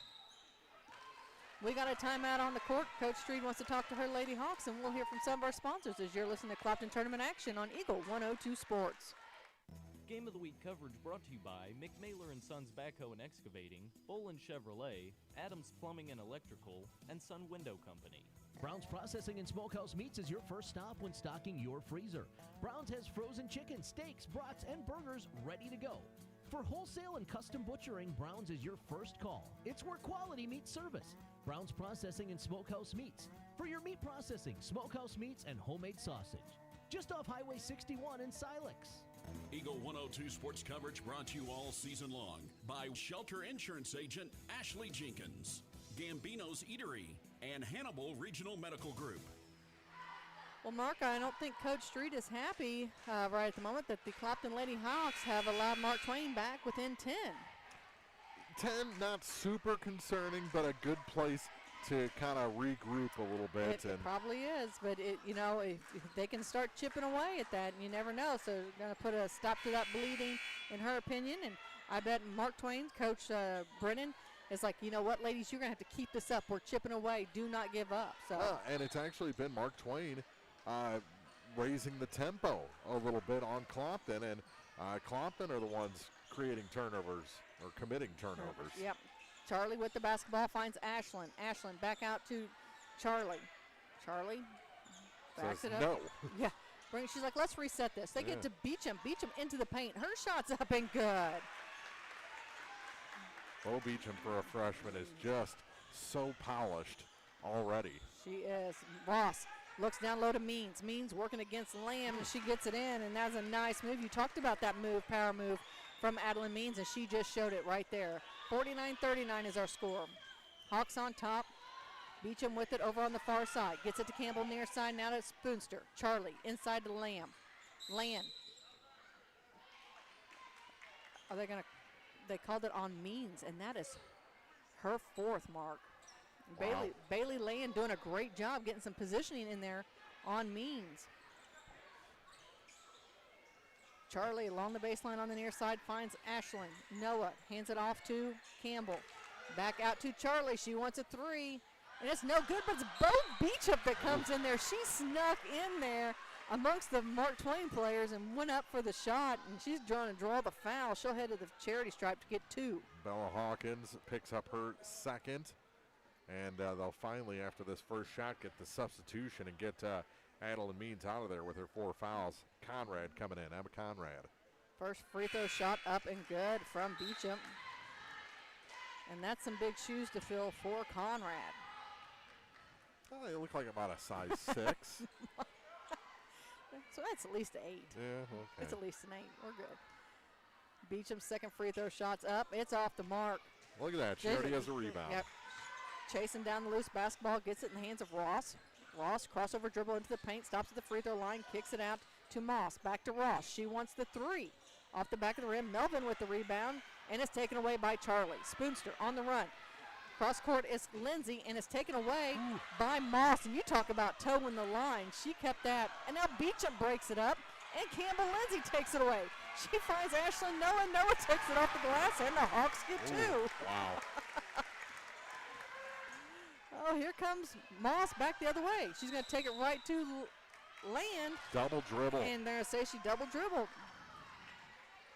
Over in the other gym, they're playing again, and it's Ellsbury leading Troy Buchanan JV 40-22. So they've added 7 points to their lead since the third quarter started about 4 minutes ago. Spoonster, long three, and it's net. Charlie Spoonster with another tray on the night. She has 17. Ross into the front court. This is off to Conrad, but no, here comes 25 to go here in the third. Clopton leads Mark Twain 57-39 as you're listening to Clopton Tournament on Eagle 102 Sports. Game of the Week coverage brought to you by Center Locker Service, Custom Work Salon and Tanning, JJ's Taco Burger and Donuts, and Kearns Construction. Don't have time to stop by the bank? That's not a problem if you're a customer of People's Bank and Trust. With our mobile and online banking service, you can now bank from anywhere, all from the convenience of your desktop and smartphone. So start banking on your schedule and download the People's Bank and Trust app today. People's Bank and Trust, hometown banking the way it should be. Member FDIC. Eagle 102 sports coverage brought to you all season long by Eagles Bluff Golf Course, People's Bank and Trust, Pike County Health Department, and Missouri State Representative Chad Perkins. 1:25 to go in the third. Clopton leads Mark Twain 57-39. Mark Twain's basketball. They'll take it the length of the court. Full court pressure from the Hawks remain. Moss to Melvin. Melvin's going to travel. A ball above her head again, and that's when her feet get happy. Oh, Clop's Charlie with it now. She crosses into the front court, top of the key, works it over to the far wing, dishes it off to Noah. Ashland from the free throw line. It's short. Chases down the loose basketball, but ends up in the hands of Moss. Moss throws it up to Melvin. Melvin behind the three. Her shot's up, it's no good. Conrad, who's in for Means, tips it out, gets the loose ball, and into the hands of Hawkins. Hawkins finds Ross, and it goes out of bounds. Went right through her arms. Yeah, a little alligator arm there, and gives it back to Clopton with 55.9 seconds to go in the quarter. Locker coming into the game now for Bailey Land. The refs are not happy with each other No, they're not. for letting that substitution occur. So Spoonster with the basketball. Charlie pushing it into the front, trying to get away from Melvin. Melvin has done a nice job staying toe-to-toe with Charlie Spoonster. That's a lot of speed. And there's another three. It's no good, and it's loose, and it's going to go out of bounds. Last touched, I believe, by the Hawks. That's right. And so Moss will inbound it with 45 seconds for the Lady Tigers. If it wasn't Carlin Lockhart accidentally sold the ref on that idea. She did. They get to Ross. Ross stops, pops from the elbow extended. Her shot's up. It's no good.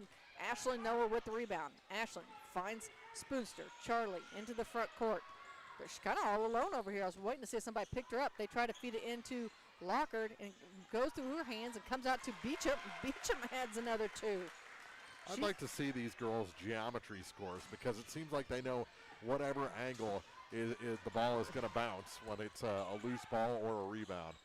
Long shot on the way from the Lady Tigers, and it comes down in the hands of Charlie. Charlie with 5 seconds up, throws it to Ashlyn. Noah to the bucket, and it's good. And that is how the third quarter ends. Clopton Lady Hawks on top of the Mark Twain Lady Tigers 61-39. We have your final quarter from our first semifinal game coming up next here on Eagle 102 Sports.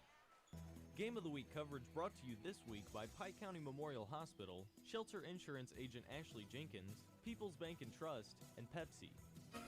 Eolia Landscape Supply has something for every season.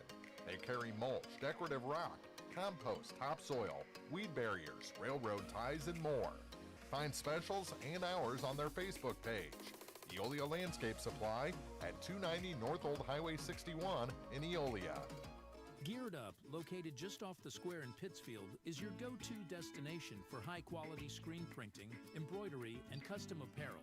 Stop by Geared Up today to see how they can bring your vision to life with quality, creativity, and service you can count on. Geared Up, off the square in Pittsfield. Eagle 102 sports coverage brought to you all season long by State Farm Insurance Agent Cindy Blaylock, Central State Bank of Illinois, and Eolia Landscape Supply. Well, Mark, believe it or not, 3 individuals did the scoring in the third quarter for Clopton. Bo Beecham, Charlie Spoonster, and Ashlyn Noah. And it's a 61-39 basketball game. They scored 19 points combined in that third quarter and have stretched this game out. A game that got down to 10 points. A timeout from Coach Street, and all of a sudden, Clopton was world beaters again. And Mark Twain turns the basketball over. It'll be Clopton as Tinley Spoonster. Oh, check that. Skylar Wilson going to inbound the ball to Beecham. 19-11 was that third quarter in favor of Clopton. Beecham working against Melvin, looking for the screen from Callie. Noah takes it in all the way down. Her shot off the glass, it's no good. With the rebound is Moss. Moss working, trying to get around the Clopton defense, and it's going to go out of bounds. Last touch by Moss. Moss has done a great job offensively handling the ball and doing a lot of the workhorse load for the Lady Tigers this evening. Well, and she's kind of had to take over the point guard duties from Amaris Melvin since Adeline Means has been on the bench, but Means back in there right now. Well, and Melvin just came out of the ball game, and it looks like Mallory has returned. Tinley directing traffic for the Lady Hawks, brings it near side to Wilson. Wilson back to Beecham between the circles. She works it around, tries to dish it off to Tinley, and it's out of reach. Ross gets it, hits Means. Means in stride, off the glass. Her shot's no good, and now it looks like Callie Noah's going to pick up her second foul and send Jenna Ross back to the free throw line. Just good work coming back by Mark Twain, getting the turnover, which was just a little miscommunication play between the two Clopton guards. First free throw shot off the rim. She'll get a second. 61-39 as we're just underway here in the fourth quarter in our first of 2 semifinal games tonight from the Clopton Invitational Tournament. Second one is good, and Charlie Spoonster's going to return. As a team now, Mark Twain 3 of 6 shooting free throws in this game, 51 seconds into the final quarter. Beecham takes the seat as Spoonster resumes her duties at the top of the key, gets it off to sister Tinley. Tinley back to Charlie. Charlie on the far side finds Callie at the elbow. She spins into the paint. Her shot's up, lobs it in, just off the mark. Locker gets it back to Noah, and Noah's shot's up and good. Carlin Lockard found herself a little too far underneath the basket, had nowhere to go. Dished it off to Callie. She added the 2, and now Mark Twain in their half the court. Ross to Mallory. Mallory back up top with it to Moss. Over far side to Hawkins. Hawkins wants another 3. She banks it in. Bella Hawkins, that's 4 trays on the night for that young lady. Keeping it respectable here in the second half as Clopton looked like they were going to kick this up near a 30-point lead pretty quick. That's one way to damper that right down. Wilson holds the ball high. She's on the near side, finds Tinley. Tinley cross court to Noah. Noah's shot is blocked by Means. And there's Means again showing that dominance that we talked about early in the pregame underneath the basket. Ross finds Moss. Moss drives the baseline, goes all the way over, and she's going to step out of bounds. It just looked like Callie Noah was trying to set Adeline Means up for that 5th foul. I kind of thought it was coming, I'm not going to lie. Yeah. Over in the other gym, they're into the fourth quarter, and Ellsbury leads Troy Buchanan JV 42-26. So it looks like Ellsbury is going to get themselves back into the Dale Miller Gymnasium and a chance for some consolation hardware. Jenna Ross gets the steal, takes it coast to coast as she got the steal from the Spoonsters pass to each other. Into the ball game is Charlotte Mills. Mills lobs it down low, and Adeline Means takes an elbow, I think, to the nose. She'll check about 19 more times to see if there's blood. Yeah. It's just gut reaction. So Mallory comes out, Melvin returns. Clopton inbounds it along the baseline on the near side. Tinley gets it right into Charlie. Charlie's looking, gets it to Mills. Mills puts the ball on the court, works around, hands it back to Spoonster. Now Tinley steps up. She wants another three, and it hits the backboard. Now Ross. Ross goes across to Melvin. Melvin shots up. It's no good. There's Charlie with the rebound. Charlie into the front court. Slows things up to Tinley. Tinley tries again. Her shot's just a little short. And ball went right to Mark Twain. Now Means has it. Here comes Callie. Callie's going to pick up her third foul. 4:55 to go in the fourth. Clopton still up 63 to 45. I think Callie wanted to make her presence known to Adeline Means real quick. Like, don't go too far because I'm right here. Yeah. I am glue. Right now it's Carla Lockard guarding Adeline Means. Oh, and Hawkins loses a handle on the ball. She tries to keep it from going out of bounds, and she takes a hard hit to the court.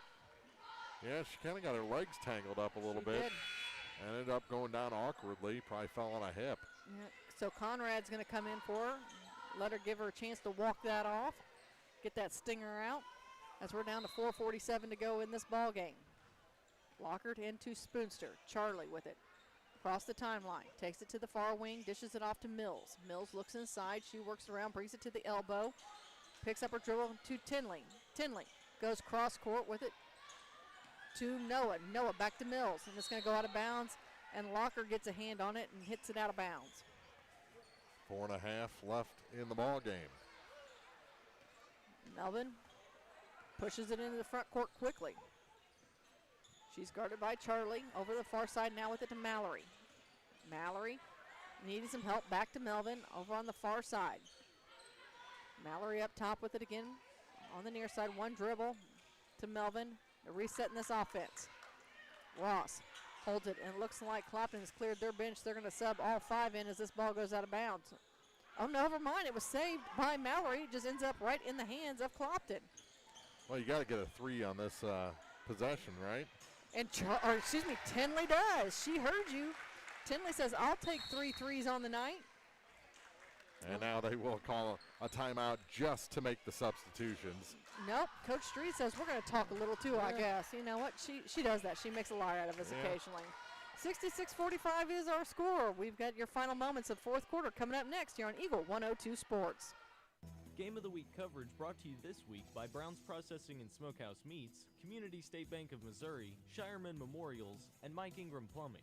State Farm in Pittsfield understands that life can be tough. The State Farm staff is there to help you make smart decisions when it comes to all your insurance and financial service needs. Call, email, text, or stop by the office Monday through Friday between 9 to 5 to talk to an agent. State Farm in Pittsfield, a family-oriented office, is located at 311 Half West Washington Street in Pittsfield, serving Pike County, Illinois, and the surrounding areas. Eagle 102 sports coverage brought to you all season long by Noah Builders, Pike County Mutual Insurance Agents Corey Buchanan and Shelley Clucky, Eagles Nest End, and People's Savings Bank. 3:49 to go here in the fourth quarter. 66-45 is our score. Clopton leads this one. It's Mark Twain basketball. Looks like Clopton will pick them up at the half court. It's Bo Beecham up top, Skylar Wilson, Campbell Lindsay in the middle, and then you have Bailey Land and Ashlyn Noah down low. Ross with the shot. It's up. It's no good. Noah with the rebound. She gets it to Beecham. Beecham into the front court. Finds Land. Land goes up. Her shot's up and good. Nice assist in there from Bo Beecham to Bailey Land, and it's a 68-45 game. Melvin between the circles. Works it around. Campbell Lindsay comes out, puts some pressure on. They get to Ross. Ross feeds it into Means. Means goes up against Land, and Land, she has nice long arms, and it was just a little bent over. So when Means went up, she made sure she made contact, and that ensures her a trip to the free throw line. Over in the middle school gym, it's in the fourth, 6:28 remaining. Ellsbury 42 and Troy JV 29. First free throw from Means is good. Adeline Means will work on a second. Just 6 points tonight for Means. As Clopton's done No a really good job. And there's a jump ball. Possession arrow does favor Clopton as Jenna Ross came in and tied up Bailey Land.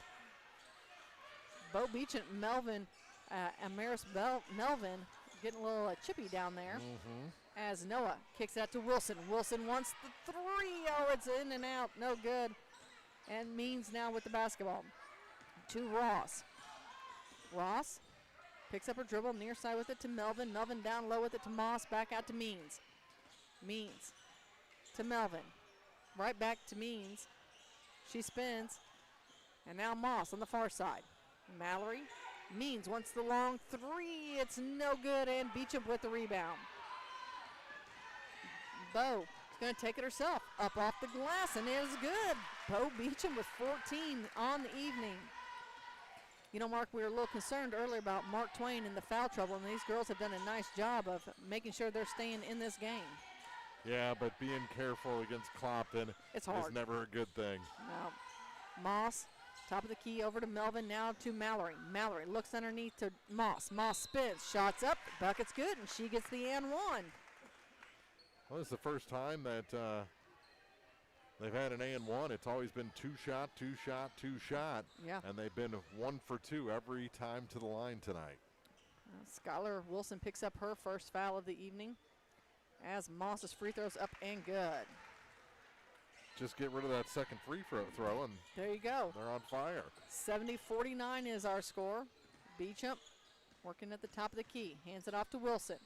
Wilson to the free throw to Noah. Ashland to the hole. Shot up and good. Ashland Noah with 21 tonight. First to the fourth quarter.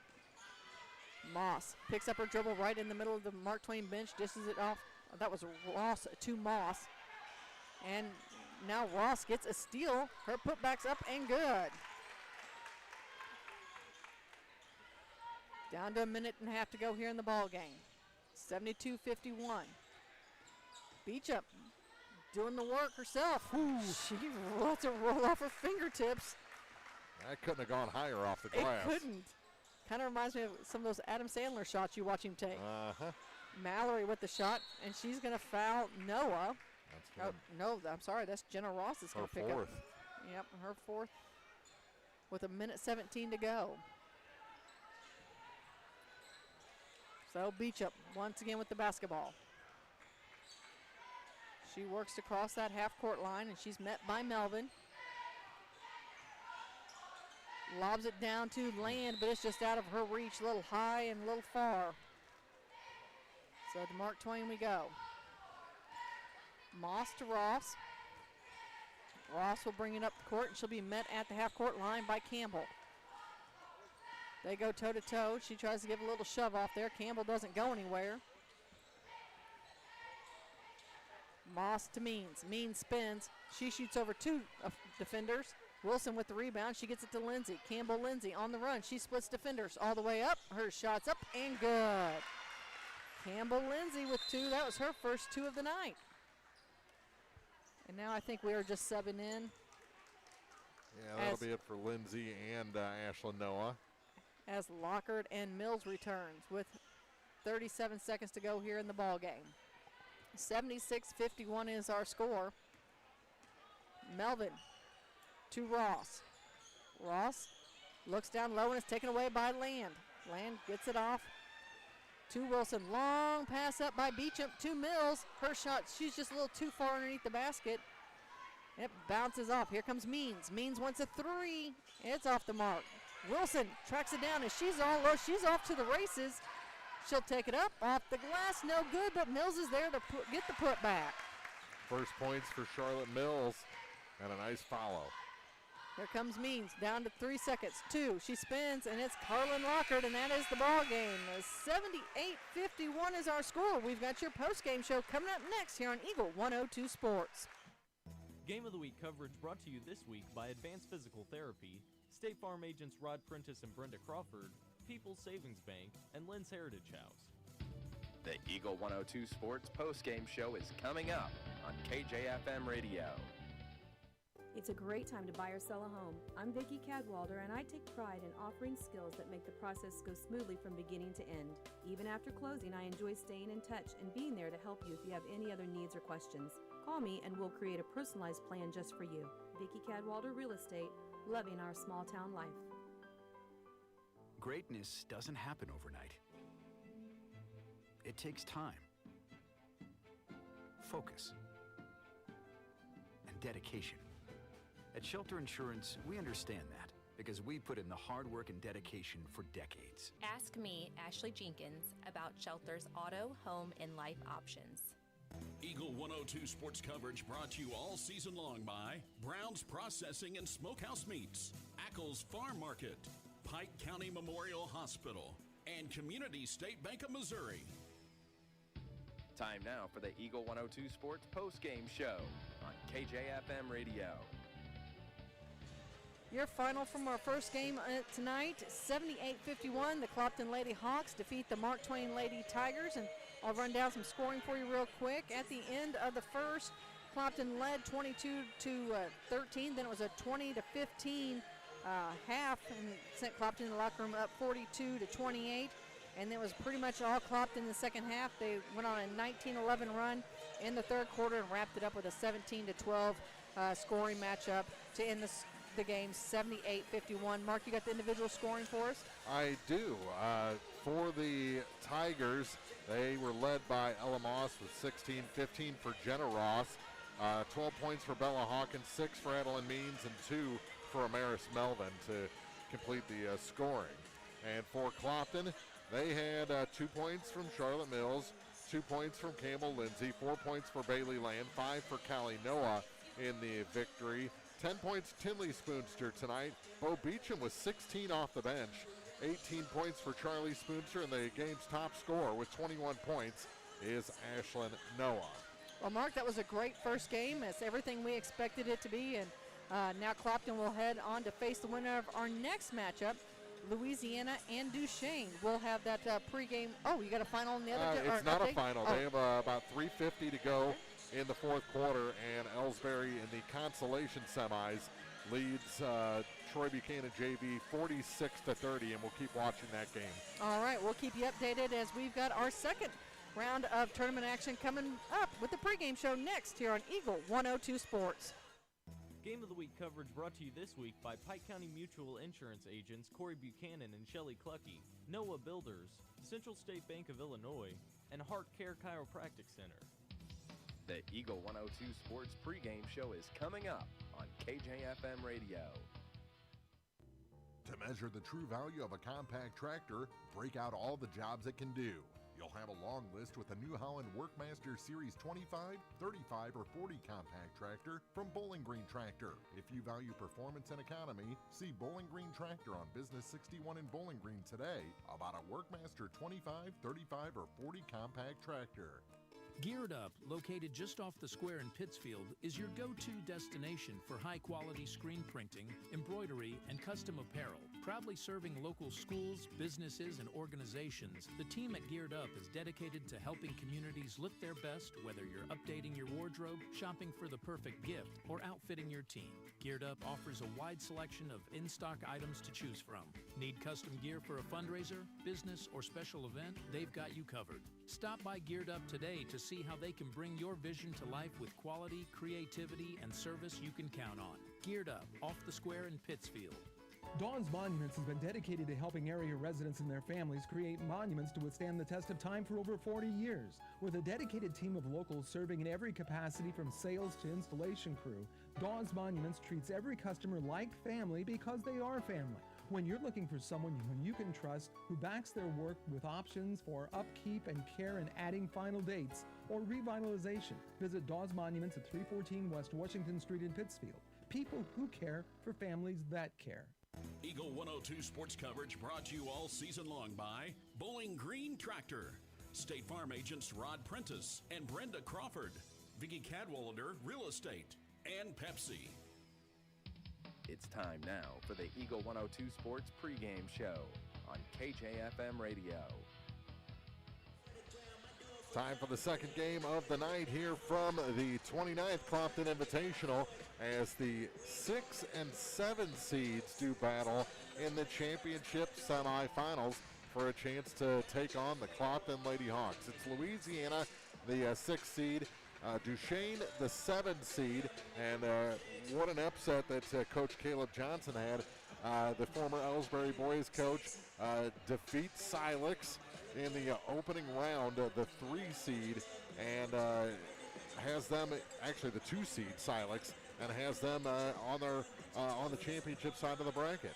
I tell you what, we talked about it a lot last night, and, we can't really harp on it quite enough, is that once you enter these tournaments, no one's the same as they were pre-Christmas break. No. Everybody is, and once they hit this tournament, it's anybody's game. And, there's Duchesne is a team we don't see a whole lot in our area. I mean, we've seen them more in the last couple of years than we have in years past. So it's nice to have them added to a tournament. It's another set of, talent that not always seen. They have a different level of, competition than what we have in this area. And that means that, just because their record is 2-8 doesn't mean it's not as strong 2-8. You don't know who they've been playing. They could be playing Class 5 schools for all we know. Well, and they're in that St. Charles area, so they're playing a lot of big schools, and they're in that Catholic schools conference, a bunch of city Catholic schools, and when you get into Catholic schools, you get into some recruiting, and they can basically get whoever they want on their team. So this team, they might not be loaded for that, but they will do okay up here, and they did get that upset in the opening round. So did Louisiana, though. They were the 6th seed, and they beat the 3 seed Winfield Warriors. And, I was looking at Louisiana's schedule a little earlier tonight, and, they've had some good wins on the season, so it shouldn't have been a shock to anybody to see them come out and put that pressure on Winfield and walk away with the win. Louisiana, for the most part, has typically done fairly well in this tournament, Mark. It wasn't that long ago we got excited when, we got to see Louisiana girls finally make that transition back into the winning side of the bracket. They got that consolation win, and ever since that year, they really just continued to keep growing with momentum.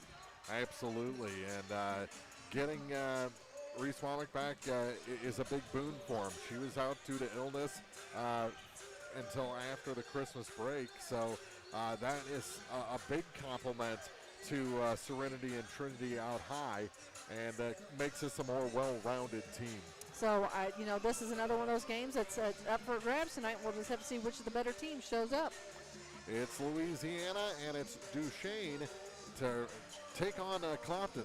Whoever wins this ball game is in the championship here at the Clopton Invitational on Eagle 102 Sports.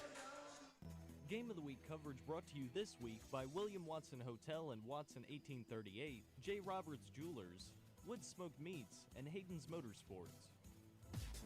The Eagle 102 Sports keys to the game are right around the corner. Brought to you by Vicki Cadwalder Real Estate. It's a great time to buy or sell a home. I'm Vicki Cadwalder, and I take pride in offering skills that make the process go smoothly from beginning to end. Even after closing, I enjoy staying in touch and being there to help you if you have any other needs or questions. Call me and we'll create a personalized plan just for you. Vicki Cadwalder Real Estate, loving our small town life. At Gambino's Eatery in Louisiana, we're always cooking up ways to serve you better. We're now open Wednesday through Saturday, taking orders from 11 a.m. all the way until 8 p.m. So you've got even more time to enjoy your favorites. We're closed on Sundays, but still available for private events with advanced booking. Real food, real flavor, right here in Pike County. Gambino's Eatery in Louisiana. If it's not on the menu, we don't talk about it. Illness can happen, whether it's the sniffles, sore throat, or the flu. Hannibal Regional Medical Group's Urgent Care in Bowling Green is here for you. Urgent Care is open 7 days a week and is located just off the roundabout in Bowling Green behind Community State Bank. Remember, Hannibal Regional Medical Group's Urgent Care in Bowling Green is here for you. Eagle 102 sports coverage brought to you all season long by Shelter Insurance Agent Ashley Jenkins, Gambino's Eatery, and Hannibal Regional Medical Group. Time now for the Eagle 102 Sports Keys to the Game on KJFM. Sponsored by Vicki Cadwalder Real Estate in Louisiana.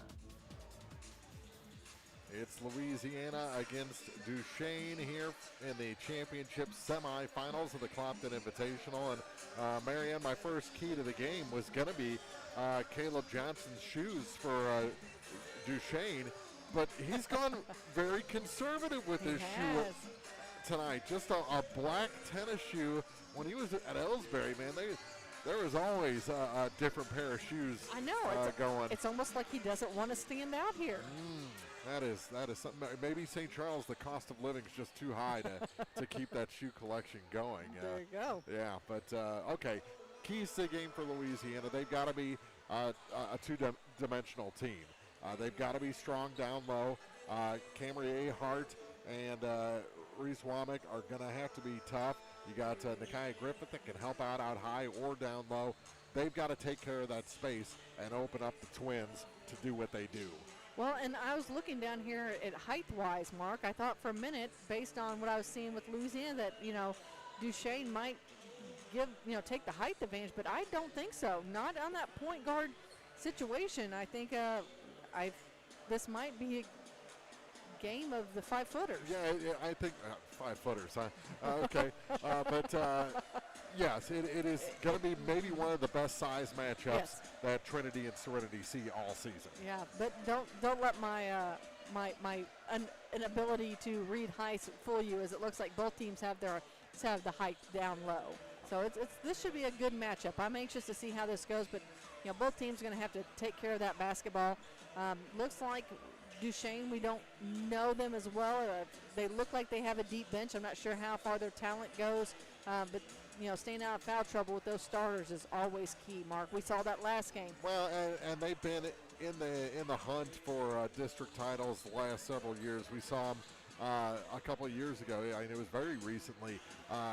This program take out a very good Ellsbury team and a very good Louisiana team in the district tournament. They've been able to host the district tournament quite a bit lately, so it's now a familiarity, and I think everyone knows the style of Coach Caleb Johnson from his time at Ellsbury. How he adapts that to a ladies' game, yet to be seen. Not as familiar with that, but we have the basic principles down of what he brings to the table. Absolutely. Over in the other gym, a bucket just got put in by Troy JV, but they're down to 20 seconds, and Ellsbury is up by a dozen, and looks like Ellsbury is going to try and dribble out the final 10 seconds. So Ellsbury stays alive in this tournament and will play for consolation, while the Troy JV team will go down in defeat and leave in 2 games. But for a 2-loss team, that's maybe one of the best showings we've seen. Absolutely. As a JV squad, all freshmen and sophomores here in this tournament. They reset the clock for 10 minutes about 30 seconds ago. So we've got some time to fill here at Clopton. And while we were talking about the Troy JV, Mark, as we were coming out of the hospitality room, which we always enjoy, and thank Clopton folks for. We did hear that Troy's junior varsity team is going to come up and just added a game on the schedule for the Clopton JV team. So yeah, actually, it's going to be the freshman team from Troy Buchanan taking on the Clopton JV team, and they also Clopton added a JV tournament at South Shelby. So for a team that was looking for some games, they found them. JV here at Clopton has found some games, at least 3 more of them to add to their schedule coming up. So preview what's going on tomorrow night here in this Clopton Invitational. It's boys semifinals, the championship semis. We'll see the early game between Winfield and Louisiana, and then the 7:30 game is Clopton and Silex. So that Winfield Louisiana is a 1 versus 5 matchup, as Louisiana beat Wright City handily last night by 18 points. Winfield did the same to Mark Twain after the Tigers had a good first half. 72-34 was the final. Clopton beat Ellsbury by only 8 in the opening round. They're the 2 seed. They'll take on the 3 seed Silex, who downed the St. Louis Blue Knights Homeschool Association in the opening round. The consolation semis, the early game is Mark Twain and Wright City. The late game over in the other gym is Ellsbury and the St. Louis Blue Knights. Mark, as you look through those scores, take away, the Winfield-Mark Twain matchup, and we watched that Louisiana, of course, we called the Louisiana Wright City game. That game was close at different periods. Yeah. That 18, that 18-point difference doesn't really tell how good of a game that was. And then you look at those two bottom ones, those were all extremely close games. And, of course, for those who, are looking to add something to their calendar tomorrow night, we mentioned Clopton was going to take on Silex, and of course that's that's a matchup of former Clopton coach Tony Francis taking on his old Clopton Hawks team, so it should be an interesting matchup to say the least. And there was some gamesmanship the other night.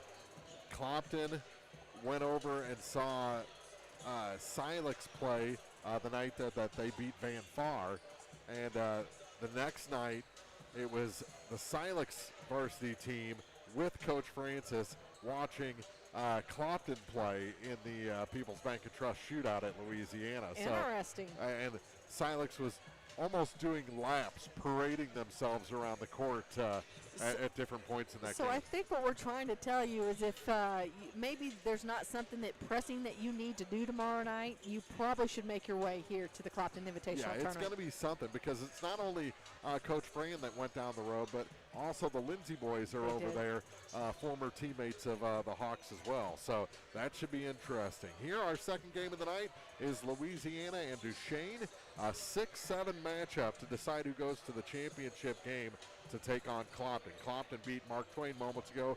78-51, and the other game in the consolation semis is 2 versus 3 getting ready to start in about 13 minutes over there.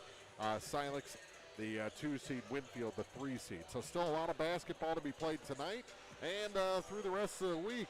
We're only halfway through the third night here at the 29th Clopton Invitational, about 5.5 minutes away from introductions on the floor. So we'll take a break, come back. Starting lineups are coming up on Eagle 102 Sports.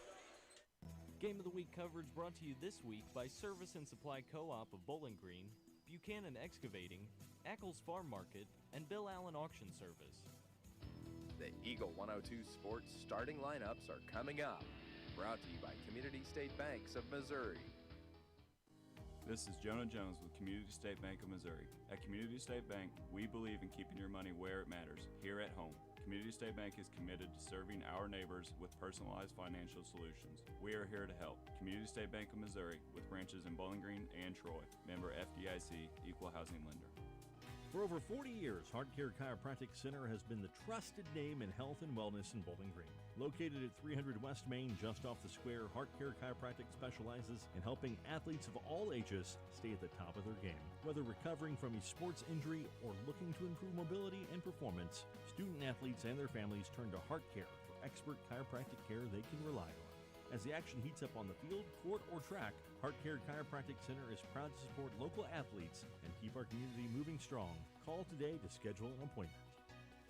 Eagles Bluff Golf Course in Clarksville is a locally owned public course, available for play 7 days a week. For more information, call, visit, or go online to eaglesbluffgolf.com. Lynn's Heritage House, your home for affordable and home-like senior living, is perfect for independent seniors or those needing assistance with daily activities. Lynn's has a dedicated staff providing around-the-clock support and comprehensive health monitoring. Residents can relish the same lifestyle they've always enjoyed, but with the peace of mind knowing help is available when needed. If you or someone you know is ready for a retirement home or needs care from a hospital stay or surgery, call Lynn's to set up a tour and visit soon. Lynn's Heritage House, 800 Kelly Lane, Louisiana. Eagle 102 sports coverage brought to you all season long by Eagles Bluff Golf Course, People's Bank and Trust, Pike County Health Department, and Missouri State Representative Chad Perkins.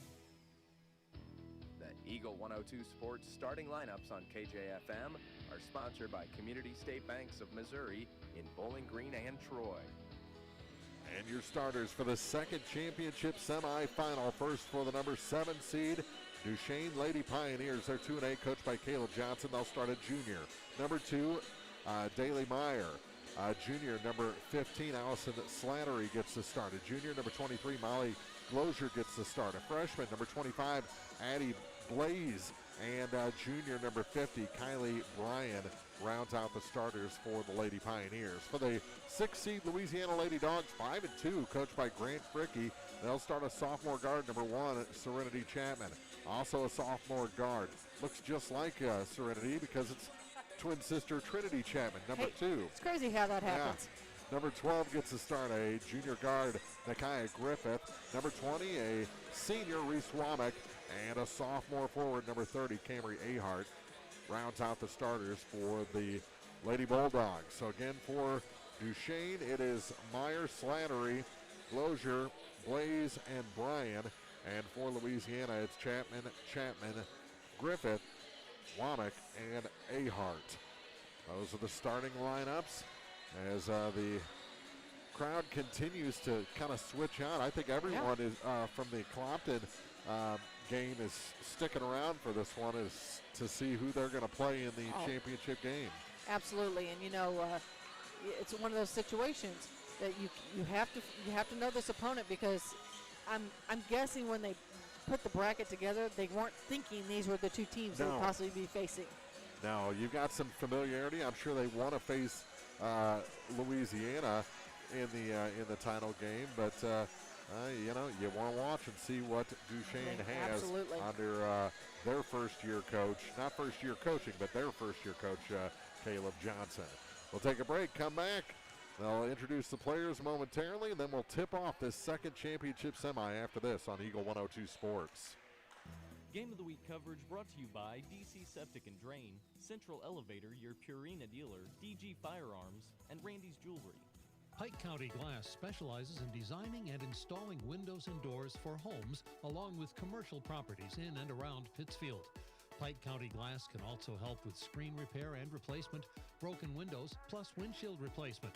For a full list of services, visit PikeCountyGlass.com. Pike County Glass, outfitting homes and businesses with windows and entryways for a timeless look. Pike County Glass, 1351 West Washington Street in Pittsfield. Eagle 102 Sports coverage brought to you all season long by State Farm Insurance Agent Cindy Blaylock, Central State Bank of Illinois, and Eolia Landscape Supply. 8 minutes are on the clock. The players about to be introduced to the crowd here at Clopton High School. It's 6th seed Louisiana and 7th seed Duchesne. Bulldogs will be introduced first. They're in their road maroon. That is Bulldog red. Is it Cardinal red? Isn't that what it is? Yeah, I call it Bulldog red myself. I think that's what I prefer. White numbers, black trim. And Duchesne will be in their home whites trimmed in blue. And of course, the voice that you hear thundering through is Clopton coach Andy Van Beber. And Louisiana's very familiar with Mr. Van Beber because he's been doing the PA at Bulldog football games for several years now. Pretty much since the Indian Hawks stopped existing, he has gone down the road and been the PA announcer in Louisiana. Louisiana has been introduced. Again, the other game going on right now in the consolation semis is the 2-3 matchup between Silex and Winfield. The winner of that will take on the 5-seed Ellsbury for the consolation title. Tomorrow, the boys semis in the championship side, Winfield versus Louisiana, and then Clopton against Silex. The consolation semis, Mark Twain against Wright City, and then Ellsbury against the St. Louis Blue Knights. So still a lot of basketball to be played. Of course, this is always a great week to kick off the new year, get you excited. It's kind of sort of tournament month. We got lots of tournaments coming up, and of course, we'll keep you updated on scores and results. Yeah, last year was such a, we were on such a high after the People's Bank and Trust, and then the snow takes out the Clopton tournament. It really just was disjointed in the season. Yeah. I'm so glad we have good weather this week as Louisiana wins the opening toss. Here's Trinity Chapman out high with it to the near side for Serenity. She wears number 1, gets it to Reese Womack out high. Womack over to the far side for Trinity. Down to the corner for Nakia Griffith. Griffith bounce pass for Ahart, and she tried to hit Womack, but she had vacated the corner, and the turnover gives it to Duchesne just 19 seconds into this opening quarter. Full court pressure from the Lady Dogs here as we get started. Kind of almost a full court zone. Yeah. They break it. And a shot from just inside the free throw line's no good. Offensive rebound, and they'll reset. With it is Slattery. Slattery bothered by Serenity. Off of Nakaya, out of bounds. It's going to stay with the Pioneers with 7:18 to go. Griffith, very quick over there. She's definitely going to be a positive pest for the Dog fans out there. Not really a good positive pest for the Duchesne. Yeah. 3 from the corners, no good. Offensive rebound is right now already 2 offensive rebounds on this possession for the Pioneers. To the near side for number 50, Kylie Bryan. Bryan on leashes, and the shot's no good. Ahart the rebound. And here come the Dogs. Out of the corner with it is Serenity Chapman. Chapman in between the circles to the near side for Trinity. Ball fake back to Ahart. Little miscommunication there. And here's Serenity. Floater from the free throw line is no good. The rebound pulled down by Bryan. Griffith. And stolen back by Nakaya, but it rolls off her foot and out of bounds. Again, her hands are so quick as she is already causing trouble on the defensive end of things. She's checking to see if she has a busted lip. After that near steal. With it in the backcourt is Daly Meyer, and it's like Trinity's going to pick up a foul as she made a little contact as they were running up the sideline. First foul for either side, 6:27 to go in the first. And they'll inbound in front of the scorer's table, go to the backcourt with it for Slattery. Works against Serenity. Chapman all over her, gave up the dribble. Now the ball to the near side for Meyer. Little ball fake there.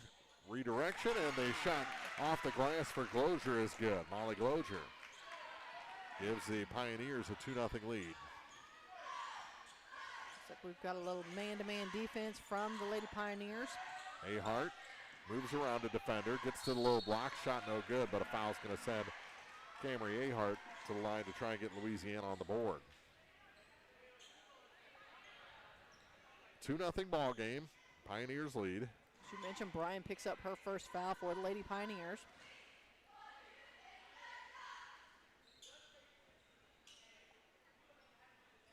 Oh, got to take off the hairband, hair tie. Mark Bross looked nice carrying it across for the Lady Dogs. First free throw shot's up and good. Ahart gets Louisiana on the board. 2-1 ball game.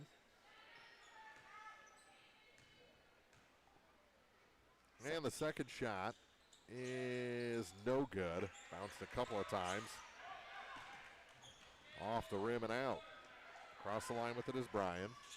Gets it to the baseline. That shot just kisses off the glass.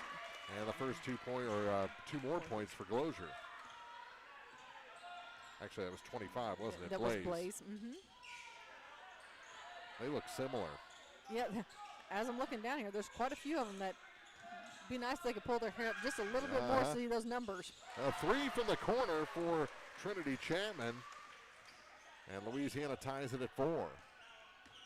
That's a way to get started and take a little air out of the balloon there for the Lady Pioneers. They're looking for the answer from the top. That 3 is no good for Bryan.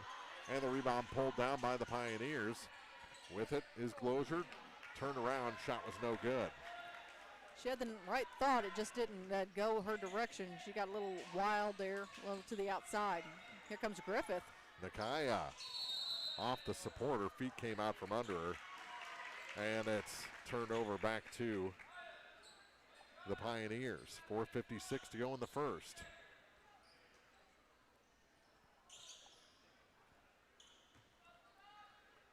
In the backcourt with it is Kylie Bryan. She's across the line, past Nakaya, gets it to the baseline. Shot good and a foul. Addie Blaze, chance for a three-point play, and that gives the Pioneers the lead. 6-4 with 4:56 to go, 4:46. Looks like Ahart kind of came up rubbing her noggin a little bit. I think her head hit the court when she went down on that one.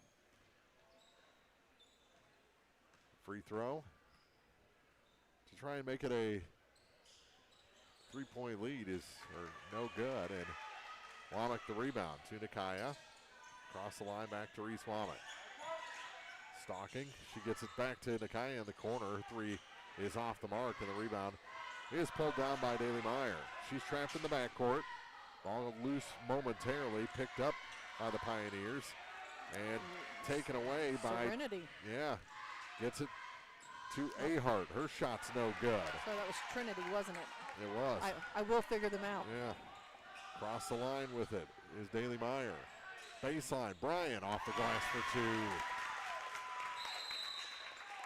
As Meyer gets her first 2 points, a timeout taken by the Lady Dogs. It's a 4-point Duchesne lead, 8-4, 4:07 to go in the first on Eagle 102 Sports. Game of the Week coverage brought to you by McMailer & Sons Backhoe and Excavating, Bolin Chevrolet, Adams Plumbing and Electrical, and Sun Window Company. Hi, this is Shelley Clucky with Pike County Mutual Insurance Company. We appreciate the value of working hard and making sure you've taken steps to make sure you're prepared for whatever comes your direction. Best wishes to all of our area athletes for another amazing season from myself and Corey Buchanan at Pike County Mutual Insurance Company on the Square in Bowling Green.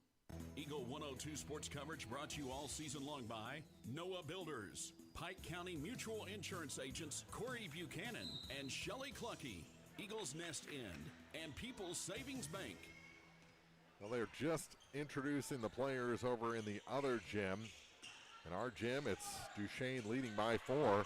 Nakia Griffith having trouble with it, gets it to Reese Womack for 3. Now off the glass, it does go. She did. She banked that one in. That was a bank with some English on it. That was, and it looks like Griffith's going to pick up a little ticky-tack foul. She was reaching and made contact.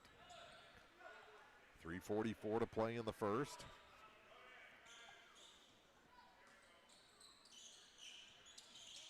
Silex and Winfield in the other gym. Consolation semi, and that's a travel.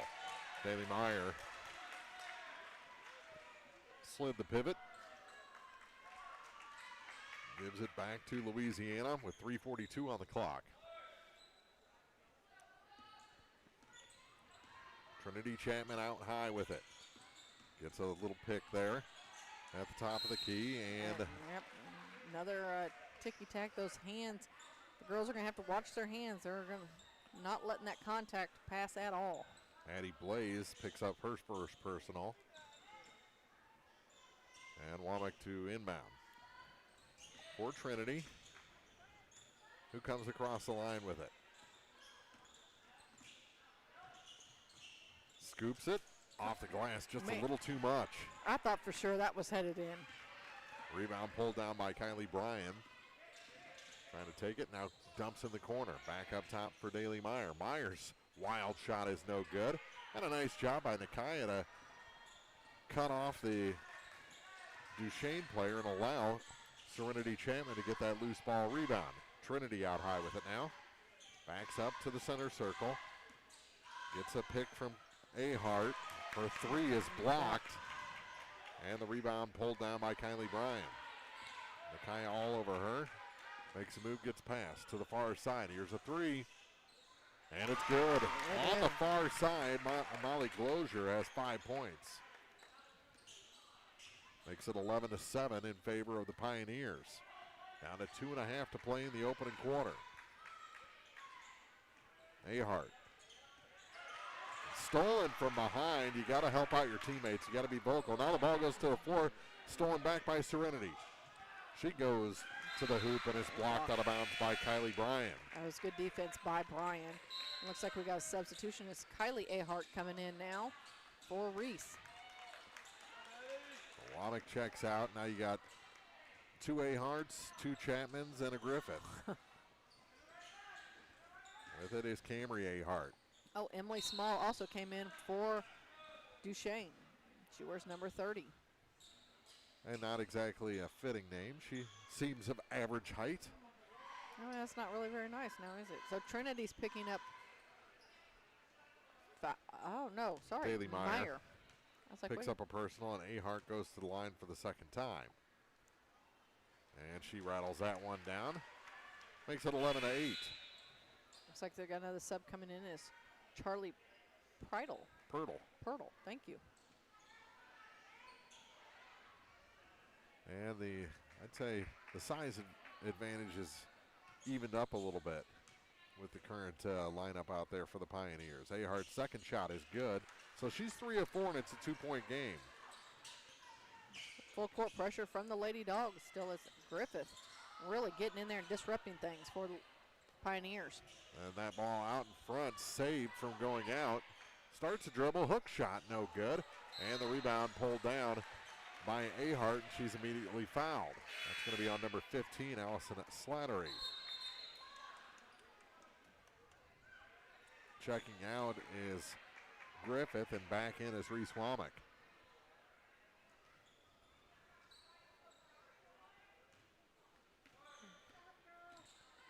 Across the line with it is Serenity Chapman. Lost her defender. Went flying. She did. Out high with it, Ahart. Of course, the Lady Pioneers fans were kind of looking for an offensive foul on that one.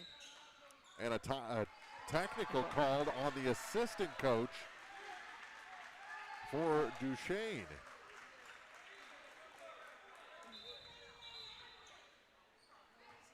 So Louisiana going to be shooting some free throws here.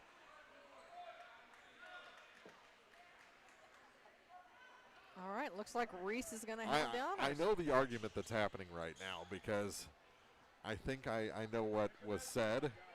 I think he said not the call was terrible, but you're terrible. And that will draw that ire immediately.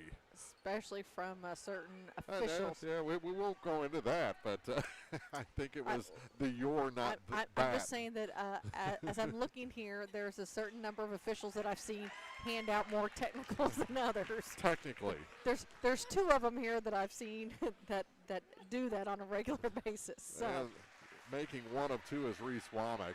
So she's got 4 points. It's a 1-point game, 1:41 to go in the first. And Louisiana retains possession after the technical. Here's Serenity Chapman with 1 minute and 32 seconds to go. Things open up momentarily. Gets it back to Ahart. Ahart to Ahart. Now Chapman to Chapman. Serenity gets it back to Trinity. Over to the far side, Reese Womack. Bounce pass down low for Camry Ahart. She turns, fires, no good. Got her own board in the putback. Nice. Yeah. Camry Ahart, 13-10. Second chance opportunities usually go well. Louisiana ahead. 12-11, and the ball loose and taken away by the Dogs. Here comes Serenity, and a foul going to be called on Charlie Pirtle.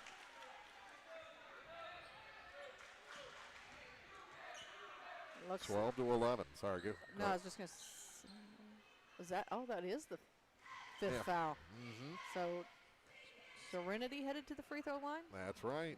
See, I told you it'll take me about half to tell the Twins apart. Look at their shoes. Focus on the shoes. Shoes. Rims out the first one. So Louisiana, they're right at the 50% mark shooting free throws so far in this quarter, and they've had quite a few opportunities.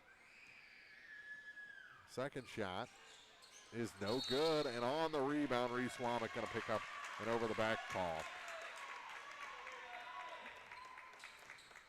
So Griffith has now come in for Serenity Chapman. Also coming in, oh no, Ahart, she was already in, wasn't she? Kylie? Yeah, both Aharts were in there. Almost taken away. Ahart, nice job staying stride for stride. And now a steal by Nakaya. Knocked away from her momentarily, picks it back up, and pushed down from behind. Slattery going to pick up foul number 2. And quickly off the bench is Daly Meyer. Nakaya to the line to shoot a pair. 44.9 seconds to go. Over in the other gym, it is Silex trailing 5-3 to Winfield. One more shot after the first one missed. Nakaya. That rims out. The rebound pulled down by Small. And Duchesne throws it away. Yep, Small threw it to Glozier, who had already taken off up the floor. Into the Clopton student section, which not much left of that. Those guys in the fifth row are pretty comfortable, though. They are. Out high with it is Trinity. Gave up the dribble, now gives it to Reese Womack. Feeds Kylie Ahart, or Camry Ahart. She missed the first shot. Second one went off her fingers, and Daly Meyer picked up the loose ball rebound. Ahead to Emily Small. Small gets it to Pernal. Got across the lane, shot partially blocked, and Louisiana gets it. 12.5 seconds to go. Here's Reese Womack. Womack between the legs. Kicks a pass up to Ahart. Here's the three, no good, and the rebound goes to the corner and doesn't touch down out of bounds till the clock had expired. 12-11, Louisiana comes from behind to lead after 8 minutes over Duchesne, and now go to the second quarter with a 1-point advantage in the Clopton Invitational Championship Semis on Eagle 102 Sports. Game of the Week coverage brought to you by Center Locker Service, Custom Works Salon and Tanning, JJ's Taco Burger and Donuts, and Kearns Construction. Backdoor Brick Oven Pizza has fire baked pizza for everyone. Now you have multiple ways to get your favorite meal. You can call 573-324-4444 or go online to backdoorbrickoven.com and DoorDash will deliver it. While on the website, browse through all the meal options, including your healthier choices, like a crustless pizza, a 12-inch cauliflower crust, or a salad. Remember, Backdoor Brick Oven Pizza is a great gathering place for all your parties as well. Backdoor Brick Oven Pizza, Business 61 South in Bowling Green. Eagle 102 sports coverage brought to you all season long by Brown's Processing and Smokehouse Meats, Ackles Farm Market, Pike County Memorial Hospital, and Community State Bank of Missouri. 12-11 after one quarter. Louisiana leading Duchesne in the 6-7 matchup to decide who goes to the tournament championship. Over in the consolation semis, it's now a tie game between Winfield and Silex. Silex had their first lead at 7-6. So 2 games that are pretty tight. At least in the first quarter, they're down to 2:15 to go in the quarter over down the hall. Down the hall, up the hill, yeah. There you go. Around the corner. To Grandma's house we go. Duchesne with the ball to start the second quarter, and travel going to be called against Kylie Bryan. Silex now a 9-7 lead over in the other gym. Louisiana with their first possession of the second quarter. Chapman across the line, gives it to Serenity. She works to the baseline, and her shot's no good, but she'll be shooting. And that's going to go on Meyer. And I think that's going to be a key for Louisiana, is getting the Pioneers into some foul trouble. Second foul on Daly Meyer.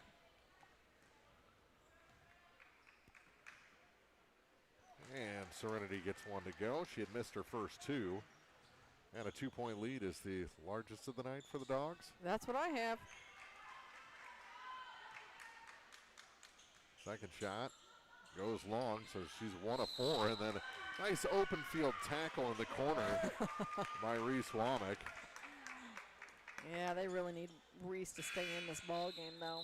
Foul trouble's not what she's needing, and she's going to take a seat, as it looks like Kylie Ahart is returning for Louisiana. 9-9 over in the other gym. Winfield and Silex, a Lincoln County battle going back and forth. In the backcourt, Daly Meyer. Pass tipped by Trinity, picked up by Serenity. Back to Trinity, off the glass too hard. The rebound pulled down by Kylie Bryan. Oh, looky there, Griffith got a hand in there. She disrupted it, but Pioneers here we go, took back the other way. It didn't really disrupt the speed of their break, and No, a it turnaround putback by Bryan is good for her first bucket of the night. Tied at 13. 7:07 to go in the half. Micaiah Griffith on the far side. Starts her dribble, spins, and a reach-in foul going to be called on number 10, Charlie Pirtle, and she's got a pretty good shock face there. She does. It's her second of the night. That could rival my in-laws. They all have a pretty good. I'm not touching that with a 10-foot pole mark. With it is Trinity Chapman. Out high on the near point. Not much movement in the Louisiana offense right now.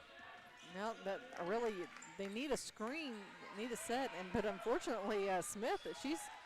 And a foul going to be whistled against Pirtle again. That's her third. And she can't believe it. That guy didn't like it either. Nope, I think he's already seen himself out. Yeah. If I stay any longer. Oh, no, he's not. He's getting closer to the action, I think. Yeah. Yeah, he won't last long. That's always a good move. And of course. Yeah. They just had Coach Johnson say, hey, dude, don't say anything. You never know what you're going to find at one of our area tournaments. Yeah, Serenity to Nakaya Griffith. Nakaya across the lane to Serenity. Trinity wanted it. Yes, she did. Takes it to the glass and is blocked from behind by Molly Glozier. That's a nice block. She got a great block in there. Was able to make contact with the basketball, didn't make contact with the opponent, which was the key on that one. Trinity in the corner, back to Serenity at the point. Working. Smith has been quite the little pest up top for the Pioneers. Here's Nakaya for three. That's long. Ahart had the rebound stolen from her as she was falling backwards. Ahead to Kylie Bryan in a tie game. 6 minutes to go in the half. To the corner. To the near side now. Little ball fake there for Slattery. And a push going to send her to the line. Slattery is going to get her first opportunities from the charity stripe tonight. 5:54 to play in quarter number 2. Here from Dale Miller Gymnasium. 29th Clopton Invitational.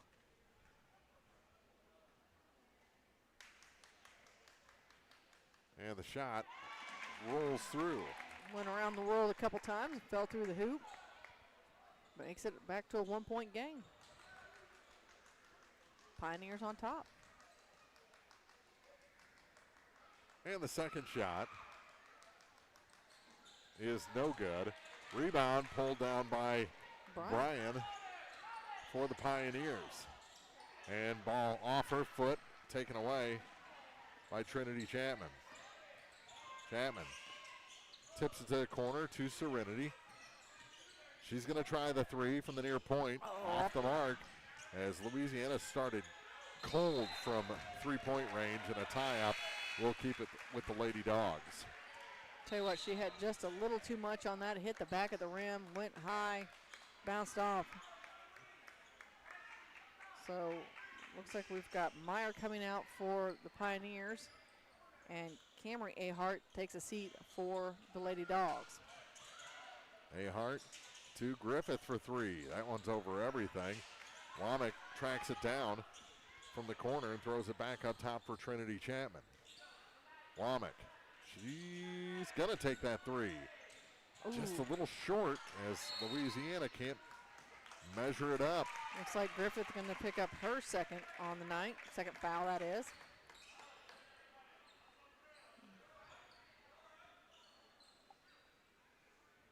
Let's bring in our officiating expert, guy in the green hat, there in the front row to explain that call.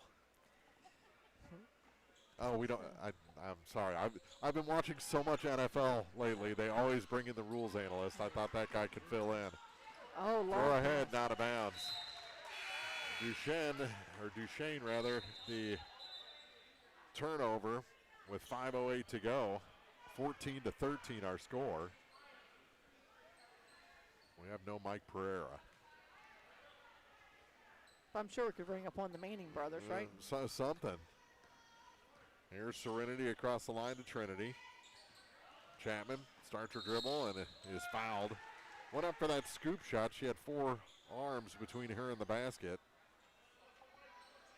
And they give it to number 14, Presley Smith.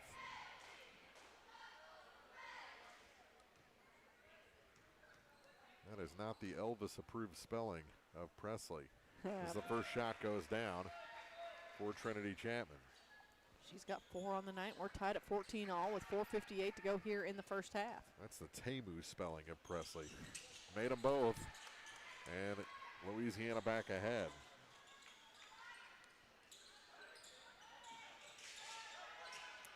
In the backcourt, it's Smith.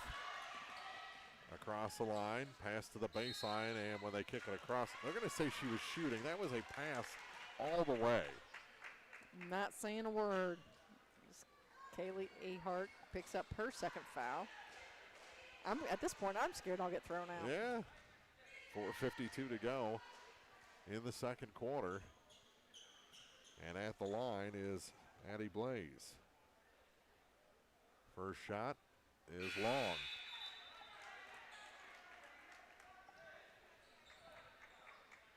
Camera returns for Kaylee for the Lady Dogs. And the second shot is long as well. Tracked down. Oh, bounced right over the top of Serenity Chapman, but somehow she ends up with it. Still takes it right back. Trinity's over the other side waiting for it. Scarlett Fife Carmel missed the three. Rebound, another offensive rebound, and on the second shot, we've got a push called against the Pioneers. And that's going to be on number 15, Allison Slattery, her third. And Serenity's back to the free throw line. That's the 5th team foul this quarter for the Pioneers. They're in between quarters. Getting ready to head to the second over in the other gym, and it is Winfield leading Silex by 1, 12-11. Made the first. Did Serenity. And the second shot is good as well. First time she's made them both. So she's gotten better each trip to the line. Missed them both the first time, hit the front half the second time, and made them both this time. Back the other way. Too hard off the glass. Put back is good for number 23, Molly Glozier. And that was just an overload, especially an overload of height down low on that possession for the Pioneers. Louisiana still on top by 1, 17-16. With it is Serenity Chapman on the near point. Good reverse from the baseline. Her floater's no good. Right there for the board is Molly Glozier. Taking it up is Meyer. And blocked out of bounds by Ahart is Daly Meyer. It'll stay with the Pioneers as we go past the midway point of the second quarter. Pioneers stacked to the near side, and the inbound goes to Bryan. Her shot is short. Rebound picked up by Duchesne, and blocked back down by Ahart was Presley Smith. They kick out from the top of the key. That three is no good, and the rebound finally gathered in by Camry Ahart, and ahead for Serenity Chapman on the near point. Goes back to her right to the top of the key. Here's Reese Womack off the glass, no. 3 Pioneers there for the loose ball, and almost, they're going to say it's a travel against Molly Glozier, and the turnover gives it back to the Lady Dogs with 3:28 to play. Whew. What a game. What happened was she went to make that pass. She didn't have a teammate there, tried to stop it, and took a step, and now a timeout taken by Coach Caleb Johnson and the Lady Pioneers. With 3:28 on the clock, it's Louisiana 17, the Pioneers 16 on Eagle 102 Sports. Game of the Week coverage brought to you this week by Pike County Memorial Hospital, Shelter Insurance Agent Ashley Jenkins, People's Bank and Trust, and Pepsi. Everyone needs help with something at some point in their life. This is Tracy B. with PCHD, and I am here to remind you that we have certified community health workers staffed at our office that offer assistance for free to those who need help navigating local resources and more. Please don't hesitate to call 573-324-2111 to learn more, or visit our website at pikecountyhealth.org. Eagle 102 sports coverage brought to you all season long by Bowling Green Tractor, State Farm agents Rod Prentice and Brenda Crawford, Vicki Cadwallader Real Estate, and Pepsi. 3:28 to play in the first half. 17-16 Louisiana with the lead in the ball. Out high with it is Serenity Chapman. Heels on the center circle. Heads to her left. Hands it off for sister Trinity. She goes to the top of the key, all the way around the key, off the glass, too high, rimmed out, and she gathers half the rebound. They're going to call a foul, I think. It looks like it's gonna go on Blaze. That's on number 25, Addie Blaze, and green hat.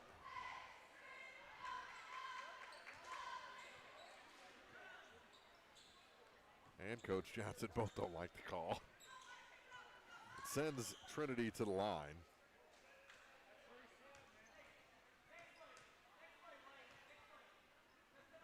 The shot's good.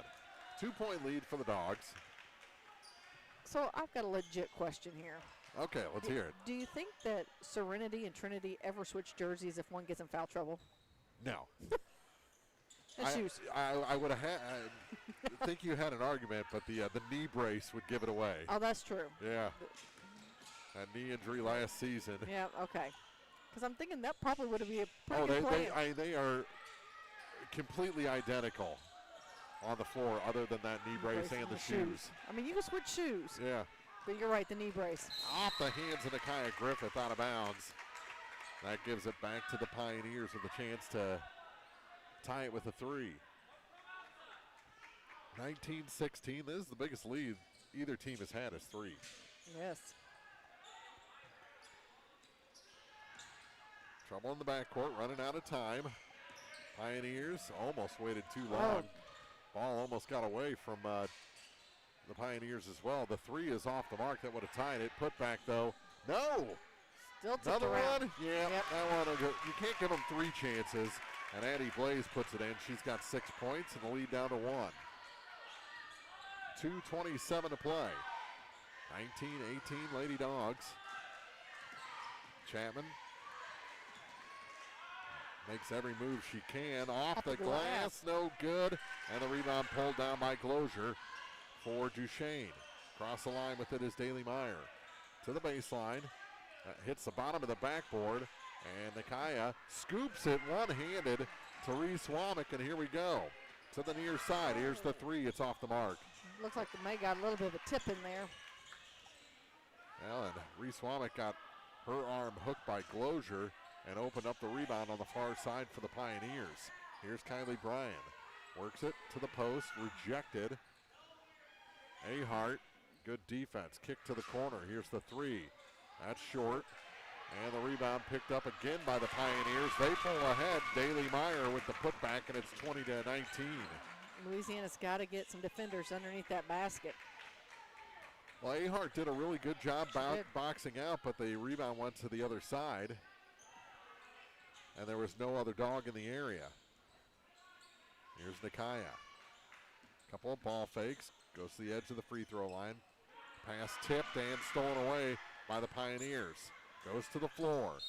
And we're going to have a foul against the Lady Dogs. Pretty sure that's going to go on Nakia. That's her third. Ooh. And that's the fifth foul, so free throws coming for the Lady Pioneers. At the line is number 50, Kylie Bryan. Bryan's a junior. And the only, well, her and Slattery, I guess they got three juniors in the starting five. First shot good. Looks like Kaylee's returning. Nope. Yeah. Kylie Ahart into the ball game. Second shot for a three-point lead is good. 22-19. Bryan with 4 points. And she'll come out. So the bigs in there right now are Glozier and Blaze for the Pioneers.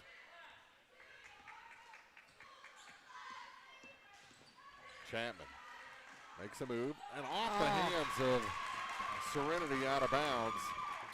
Just a little miscommunication between the two. Silex ahead by a point over in the other gym over Winfield, 19-18 with about 4:20 to go in the second quarter. Now Camry Ahart's going to pick up her second foul. Here on the near sideline, and that will draw Madison Bell off the bench. Smalls is going to the free throw line.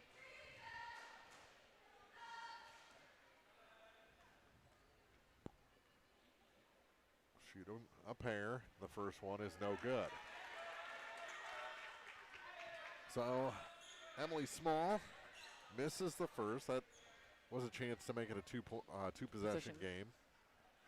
Not that we're really worried about that with a minute to go in the second quarter. Ahart, the rebound off the second miss, gets it ahead to Trinity. Trinity, ball fake to the basket, too hard off the glass. And I've never seen them miss that many runners like that. Here come the Pioneers. Ball fake, out high, loose ball momentarily. Small picks it up. Tipped back to Presley Smith. Ball loose again momentarily. Pioneers don't lose possession. Kick it across the paint to the near side. That shot is good from about 12 foot out by Daly Meyer. Now we've got the largest lead of the night at 5. Chapman to Ahart on the far side. Camry scoops to the basket, can't get it to stick. And she has a choice word for the official. As time runs out, the half-court shot not even close. So we played 2.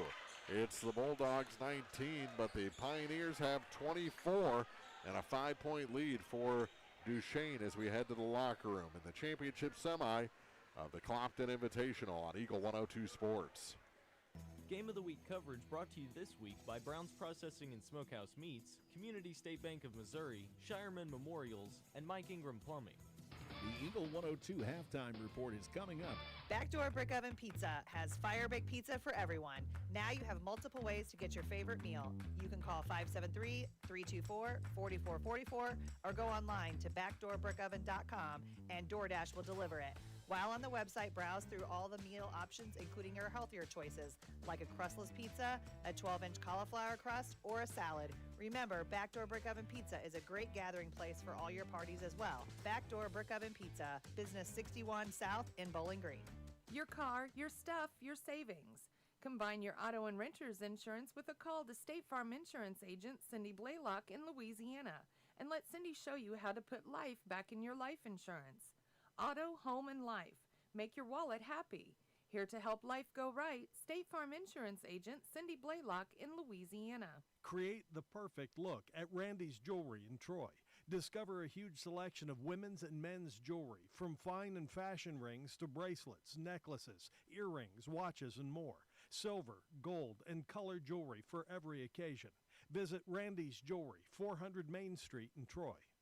The Eagles Nest Inn Bed and Breakfast in Louisiana is where history, comfort, and charm come together. Explore quaint streets, visit local attractions, and return to comfort at the end of the day. Call or book online at theeaglesnestinbb.com. Eagle 102 sports coverage brought to you all season long by Shelter Insurance Agent Ashley Jenkins, Gambino's Eatery, and Hannibal Regional Medical Group. It's now time for the Eagle 102 halftime report on KJFM.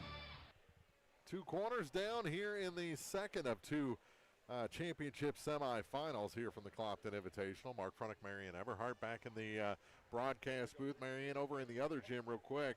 The Silex Owls lead the Winfield Warriors with just 3 minutes to go in the half, 22-19. So let's talk about this one a little bit, because this one has been interesting. Well, and ours was pretty close there, 24-19, and really, it's been an up and down game, but both teams seem to struggle to take care of the basketball.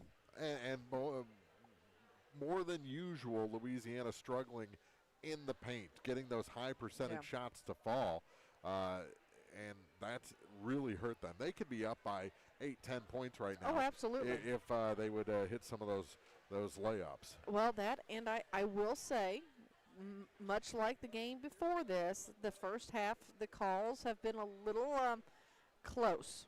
There's not much room for any play. Yeah. There's a lot of early fouls called, and I think that kind of played into the mentality a little bit. We'll see if they kind of loosen the reins a little bit on the second half. There is a very slight difference between aggression or aggressive play you try and nip that in the bud, and that leads to frustrated play. Yeah. And I think both can be equally dangerous, or maybe even one more. The frustration can be more dangerous than the aggressiveness. Absolutely. Because when you're careless or frustrated or reckless, that's when people get the extra hard fouls, and that's where people get hurt pick up the injuries. Sure. Yeah, when aggressive, that's all calculated. Risk versus reward. So I'll be anxious to see if, like I said, they allow them to play a little bit more in the second half. I think that will give some players the abilities to maybe settle down a little bit. I think a couple of players on both sides of the court are more watching how they play because they can't afford to pick up the fouls for their teams, and I think that's taken away just a little bit. So I am anxious to see. Just looking at those fouls, Slattery and Pirtle already have 3 each on the Duchesne side. Nakia Griffith with 3 on the Louisiana side. Both Aharts have 2. Reese Womack has 2. Daly Meyer has 2, and Addie Blaze has 2 on the other side. So not a huge concern if you pick up that 4th one in the first 4 minutes of the third quarter. That's when you get into real trouble. That's right. And, again, Mark Twain, we talked about them being in some foul trouble in the first game, and they held on, and not a single player fouled out. So I kind of expect the same thing from these two groups. So we'll see what the second half brings. It's a 5-point game right now, 24-19. The Pioneers lead the Lady Bulldogs here in the consolation semis. The winner takes on Clopton for the championship of this tournament. And the Hawks are hungry. They haven't won it since 2019, and they will be ready on Friday night. The game tonight over Mark Twain was 78-51. The other scores in this tournament, the consolation semi, it was Ellsbury ending Troy JV's run. 50-38 was the final in that game. And like I said, after late in the first half, it's now a 1-point game with Silex ahead of Winfield in a Lincoln County battle. We'll take a break, come back with first half scoring as we continue the Eagle 102 Sports Halftime Report on KJFM. Game of the Week coverage brought to you this week by Advanced Physical Therapy, State Farm agents Rod Prentice and Brenda Crawford, People's Savings Bank, and Lynn's Heritage House. Backdoor Brick Oven Pizza has fire baked pizza for everyone. Now you have multiple ways to get your favorite meal. You can call 573-324-4444 or go online to backdoorbrickoven.com and DoorDash will deliver it. While on the website, browse through all the meal options, including your healthier choices, like a crustless pizza, a 12-inch cauliflower crust, or a salad. Remember, Backdoor Brick Oven Pizza is a great gathering place for all your parties as well. Backdoor Brick Oven Pizza, Business 61 South in Bowling Green. Noah Builders in Silex is a proud supporter of all area athletes. They're a small, locally owned contractor with over 25 years of experience in custom and new home construction. Noah Builders wants to take your forever home plan and make it a reality. Call or visit Noah Builders at noahbuildersinc.com. When second's making a play, short's got to cover. A winning insurance strategy doesn't rely on one person. Good hustle, good hustle. Communicate with your guys and make sure everyone's in the right coverage. It takes a team that knows its roles well, working together to provide an exceptional experience. Set the screen. You have to protect yourself. 1, 2, 3, Wildcats! At Shelter Insurance, you can count on our local agents and award-winning customer service to help you protect what matters most. Ask me, Kayla Henderson, affiliate agent or shelter agent Brent Brandstetter in Bowling Green about Shelter's home, auto, and life coverage options. Mike Ingram Plumbing Sales and Service specializes in all things plumbing, from repairs and professional installations to detailed camera inspections and new home construction. Their expert team has you covered. Experience quality plumbing done right. Call Mike Ingram Plumbing Sales and Service today at 573-719-9474. Eagle 102 sports coverage brought to you all season long by Eagles Bluff Golf Course, People's Bank and Trust, Pike County Health Department, and Missouri State Representative Chad Perkins. First half scoring is Louisiana back onto their bench. Actually, both teams pretty much came out at the same time, but how about that first half scoring? All right, we got Trinity Chapman with 7 for the Lady Dogs, followed by Camry Ahart with 5, Reese Womack with 4, and Serenity Chapman with 3 from the from the charity stripe. The Lady Dogs haven't been bad. I have them as 11 for 18. For the Lady Pioneers, leading the way for them this evening is Molly Glozier with 7. Addie Blaze and Kylie Bryan each have 6. Daly Meyer with 4, and Allison Slattery has added a free throw. They are 3 for 9 from the charity stripe. 24-19, our score after 2. Bulldogs trail by 5 here in the semifinals of the Clopton Invitational. Second half after this on Eagle 102 Sports. Game of the Week coverage brought to you this week by Pike County Mutual Insurance agents Corey Buchanan and Shelley Clucky, Noah Builders, Central State Bank of Illinois, and Heart Care Chiropractic Center. Central State Bank's team takes the time to understand your unique needs and goals. Join thousands of satisfied customers and experience the personal touch and professional service that set them apart. Visit one of the convenient locations in Pleasant Hill, Pittsfield, Kinderhook, Quincy, and Clayton. Central State Bank, equal housing lender, member FDIC. Hi, this is Patrick Cuppy, Assistant Rehab Director and Physical Therapist at PCMH Outpatient Physical Therapy. Please choose Pike County Memorial Hospital for all of your physical therapy needs. In Bowling Green, call 324-3105. In Louisiana, call 560-5530. Mike Henry Excavating has served Pike, Lincoln, and Warren counties for over 15 years. Demolition work, septic systems, water lines, footings, gutter drain services, and more, all at an affordable cost. Check out MikeHenryExcavating.com. Eagle 102 sports coverage brought to you all season long by State Farm Insurance Agent Cindy Blaylock, Central State Bank of Illinois, and Eolia Landscape Supply. Start of the second half here at Clopton High School, the Dale Miller Gymnasium. It is weird. It's the little quirk about Clopton is that the high school gym is on the elementary side and the middle school gym is on the high school side. Although we have to admit, it was a high school gym over there for a long time. Yeah, it was. You run into issues like that when you try and get ahead. Speaking of getting ahead, Blaze is going to head to the line. As Priddle picked up her 4th. Well, it was Ahart. Did they give to wrong team again? So, first free throws of the second half go to the Pioneers, and the first one is off the shelf and out. A miss for Addie Blaze. She is 0 for 4 from the line. One more opportunity. And the second shot is no good. 0 for 5, but an offensive rebound by Bryan, and they'll reset the offense with Presley Smith. Far side now for Glozier. She takes it through the lane. Off the glass, no good, and the rebound pulled down by Reese Womack. Chapman across the line to Ahart. No one was there. She'll dribble to the free throw line, pass up on that shot, give it back to Chapman, who gives it to Womack. Womack had a little trouble with it, so she tracks it down. Now starts her dribble to the middle of the lane. Ball loose, picked up by Nakaya. Griffith lost control. Stripped from her, gets it back in the corner. Gave up her dribble. Someone's going to help her out, and it's Trinity Chapman. Chapman out high with it, working against Smith.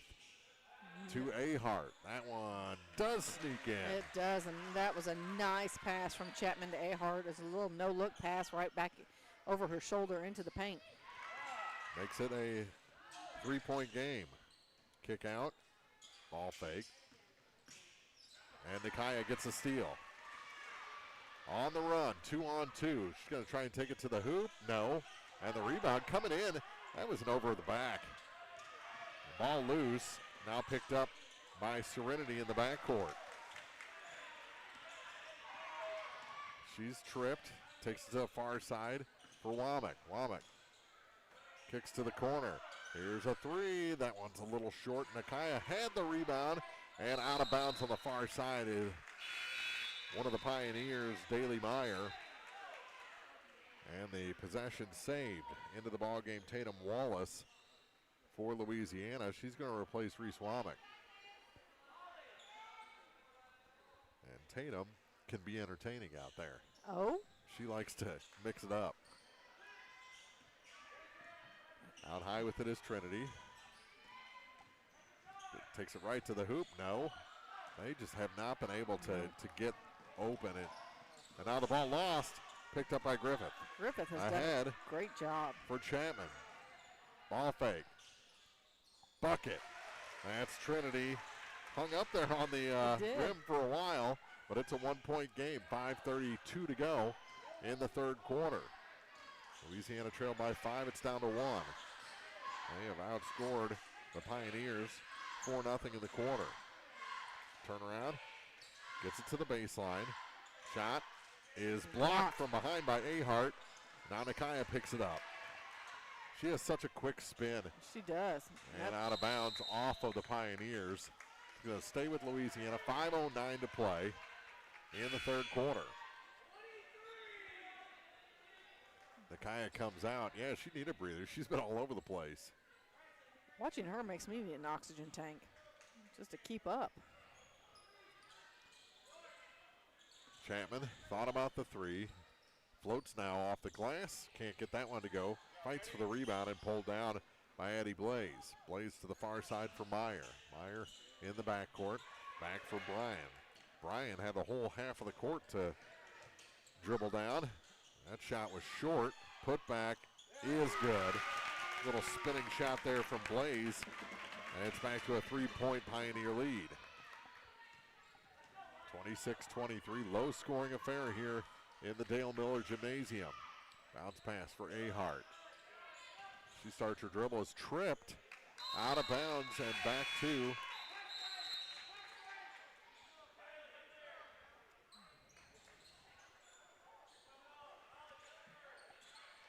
the Pioneers. Someone was throwing a baby up in front of me. I got distracted. Bryan will take it up the floor for Duchesne. Floater through the lane, rims out. Rebound pulled down by Madison Bell. And on the rebound, a foul against the Pioneers, Kylie Bryan. It's her second. Kind of an unnecessary foul there. It was. So Bulldogs have it. They can tie it with the three. 4:12 on the clock. Near side, Reese Womack. Out high. To the far side now for Trinity Chapman. Ahart kicks it back out. Womack for three. That's good. We're tied. That was nothing but net from Womack. From the very top of the key. Back the other way is Presley Smith. And she just jumped into, I thought, oh yeah, they call the travel on the far side. She bounced off of Madison Bell and landed without taking a shot or getting rid of the ball. I tell you what, Madison did a great job of planting her feet, going straight up, did not leave her, so that they couldn't call the foul. No, her arms were straight up in the air and her feet were firmly planted. To the near side, Serenity Chapman. Out high for Bell to the far side for Trinity. Trinity, good spin move to the hoop, and that one won't go down. Womack's put back is good. Reese Womack puts Louisiana ahead by 2. She's got 5 in the quarter, 9 in the game. Meyer, and a foul going to be called against Trinity. That'll be her second. Not a bad place to be with No. 3:14 to go in the third quarter. Meyer to inbound on the far side. Gets it for Glozier. Back up top for Bryan. To the near side for number 15, Allison Slattery. Slattery, we haven't seen it a little bit. Moving around Bell, that shot no good. Madison the rebound. Ahead to Trinity. Trinity to Serenity off the glass and good. And that was a nice look from Trinity to Serenity, and now the Bulldogs are pumped up. They have a 4-point lead. That's our biggest of the night. 2:55 to go in the third from the Clopton Invitational on Eagle 102 Sports. Game of the Week coverage brought to you this week by William Watson Hotel and Watson 1838, J. Roberts Jewelers, Wood Smoked Meats, and Hayden's Motorsports. It's a new year, a fresh start for a lot of things. But here's a question to kick things off. When's the last time your online bank supported your community? If your bank doesn't have a front door, it probably isn't supporting local schools, charities, or small businesses. At People's Savings Bank, your money stays right here, helping the community you live in grow. This year, make a local choice and bank with people who live here too. People's Savings Bank, member FDIC, equal housing lender. Eagle 102 sports coverage brought to you all season long by Noah Builders, Pike County Mutual Insurance agents Corey Buchanan and Shelley Clucky, Eagles Nest End, and People's Savings Bank. 30-26, Louisiana has come from behind here in the third. They trailed 24-19 at the half and have held the Pioneers to just one bucket here in the third quarter. They sure have, and I tell you what, this is Louisiana's largest lead of the night, I believe, and they've kind of got that momentum going in their favor. So we'll see how far it carries them. That surpassed that three-point lead they had in the second quarter. Pioneers with the ball after the timeout. Have to run the full length of the court. Here's Glozier across the line, past the pressure, kicks it to the corner, and almost out of bounds. Nice save by Slattery, and then she throws it off one of the Dogs out of bounds. Nice heads-up play there by Slattery.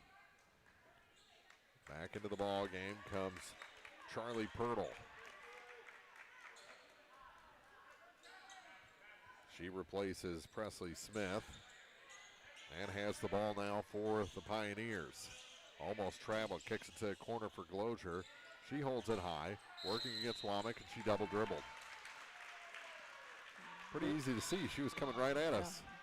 Louisiana's defense has definitely put the pressure on the Pioneers tonight and forced those turnovers. Over in the other gym, it's now a 25-21 Silex lead over Winfield in the consolation semi. That's the 2-3 matchup to decide who goes to the championship on the consolation side. Kick it down, and Bell traveled. She did. Lost control, did Madison.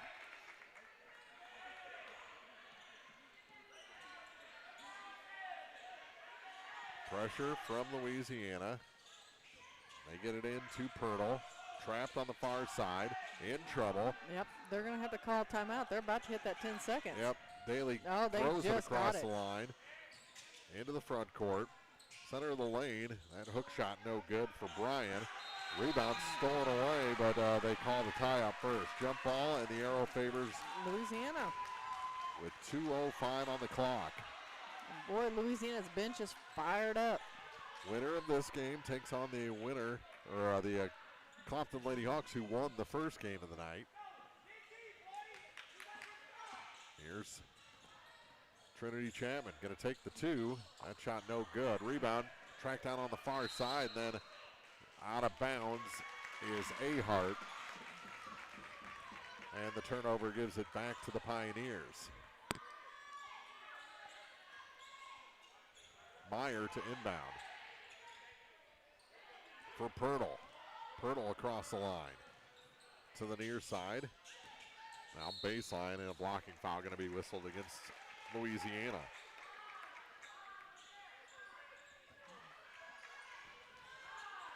Bell picks up her first foul of the evening. Surprising, as physical as she's been. Here's a three. Rims out. Offensive rebound for Kylie Bryant. Her putback finds its way home. Kind of hung up there for a little bit. We've seen a lot of that tonight. Bounce, bounce, bounce in. 30-28. Louisiana lead down to 2 with 1:23 to go in the third quarter. Here's Womack on the far side. Skips a pass to Chapman. Trinity off the glass, no good. Tip out rebound picked up by Slattery. Pirtle with it now. Into the near corner.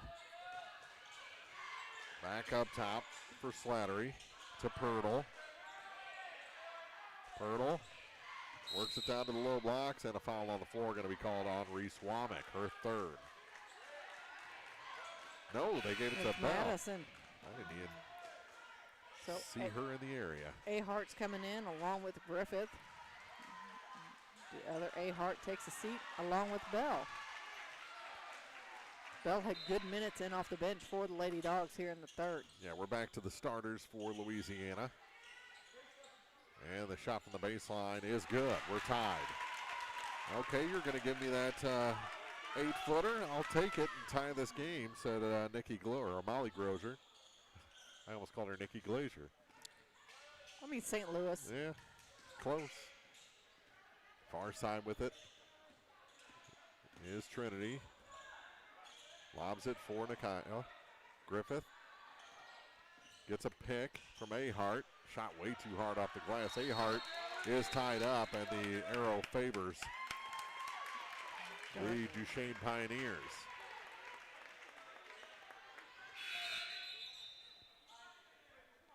And back into the ball game comes Addie Blaze. Gonna give Kylie Bryan a breather. 21.6 seconds to go in the third quarter. They get it into Slattery. Knocked away from behind, picked up by Womack. To the corner, Chapman. That's Serenity to Nakaya Griffith, and her three just off the mark. Just a little short. Near side, they're going to have a chance to take the lead here at the buzzer. No. And there's the buzzer. And we head to the fourth, knotted at 30 apiece. Louisiana was 5 points down when it started, led by as many as 4 in the third. And it's 30-30, heading to the final 8 minutes from the Clopton Invitational on Eagle 102 Sports. Game of the Week coverage brought to you this week by Service and Supply Co-op of Bowling Green, Buchanan Excavating, Ackles Farm Market, and Bill Allen Auction Service. Ackles Farm Market has locally produced beef, pork, and honey, while there, stock up on homegrown fruits and vegetables as well. Open every day, 9 to 7. Ackles Farm Market, just off Highway 54 between Louisiana and Pittsfield. Lynn's Heritage House, your home for affordable and home-like senior living, is perfect for independent seniors or those needing assistance with daily activities. If you or someone you know is ready for a retirement home or needs care from a hospital stay or surgery, call Lynn's to set up a tour and visit soon. Lynn's Heritage House, 800 Kelly Lane, Louisiana. Eagle 102 sports coverage brought to you all season long by Brown's Processing and Smokehouse Meats, Ackles Farm Market, Pike County Memorial Hospital, and Community State Bank of Missouri. 8 minutes left in regulation. It's Louisiana 30 and Duchesne 30. Louisiana did outscore Duchesne 11-6 there in the third quarter, but Mark, as you mentioned, as we headed into the fourth quarter, it's back to zero. Up, yeah. Louisiana with the ball to start the quarter. Here's Serenity Chapman out high with it. Gets it to Trinity on the near point. That's to her right. Get it to Nakaya Griffith, and her shot is blocked. Out of bounds, it stays in Louisiana. And that is something Louisiana struggled with all night. They have, and Blaze did a nice job there, staying straight up and down. Didn't draw a foul on that one. Womack to inbound. Need to go somewhere with it to the near side for Trinity. Back out for Nakaya Griffith for three. No, flat off the back iron. Tip rebound by Ahart to Trinity over to Serenity. She's going to try the baseline. Float one. Hits the side of the backboard. Loose ball picked up by Daly Meyer for the Pioneers. And they'll have a chance to take the lead. Spinning is Blaze to the corner. And they want to hold for a second. Slattery back up top for Meyer. Meyer to the near side for Pirtle. Tripping over a foot. That disrupted her shot just enough. Closure misses. Here's Trinity trying to hit Serenity. The pass was behind her. Turnover back to the Pioneers. It was, and as nice as that was, it was really a 4-on-2 situation. So, I mean, it was. I was trying to think of the word. High hopes there that one was going to pan out for them. 1 point game over in the other gym with a chance to tie from the free throw line for Silex. They trail Winfield 20-19. And a blocking foul going to be whistled against the Pioneers, and that's 4 on Charlie Pirtle as it was stolen from her by Nakaya, and she went to the floor, raised up, and tripped up Griffith.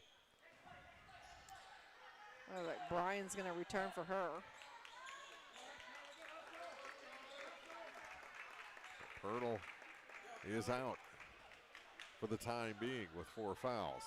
Leave her in, Coach. She's still got one to give. Yeah.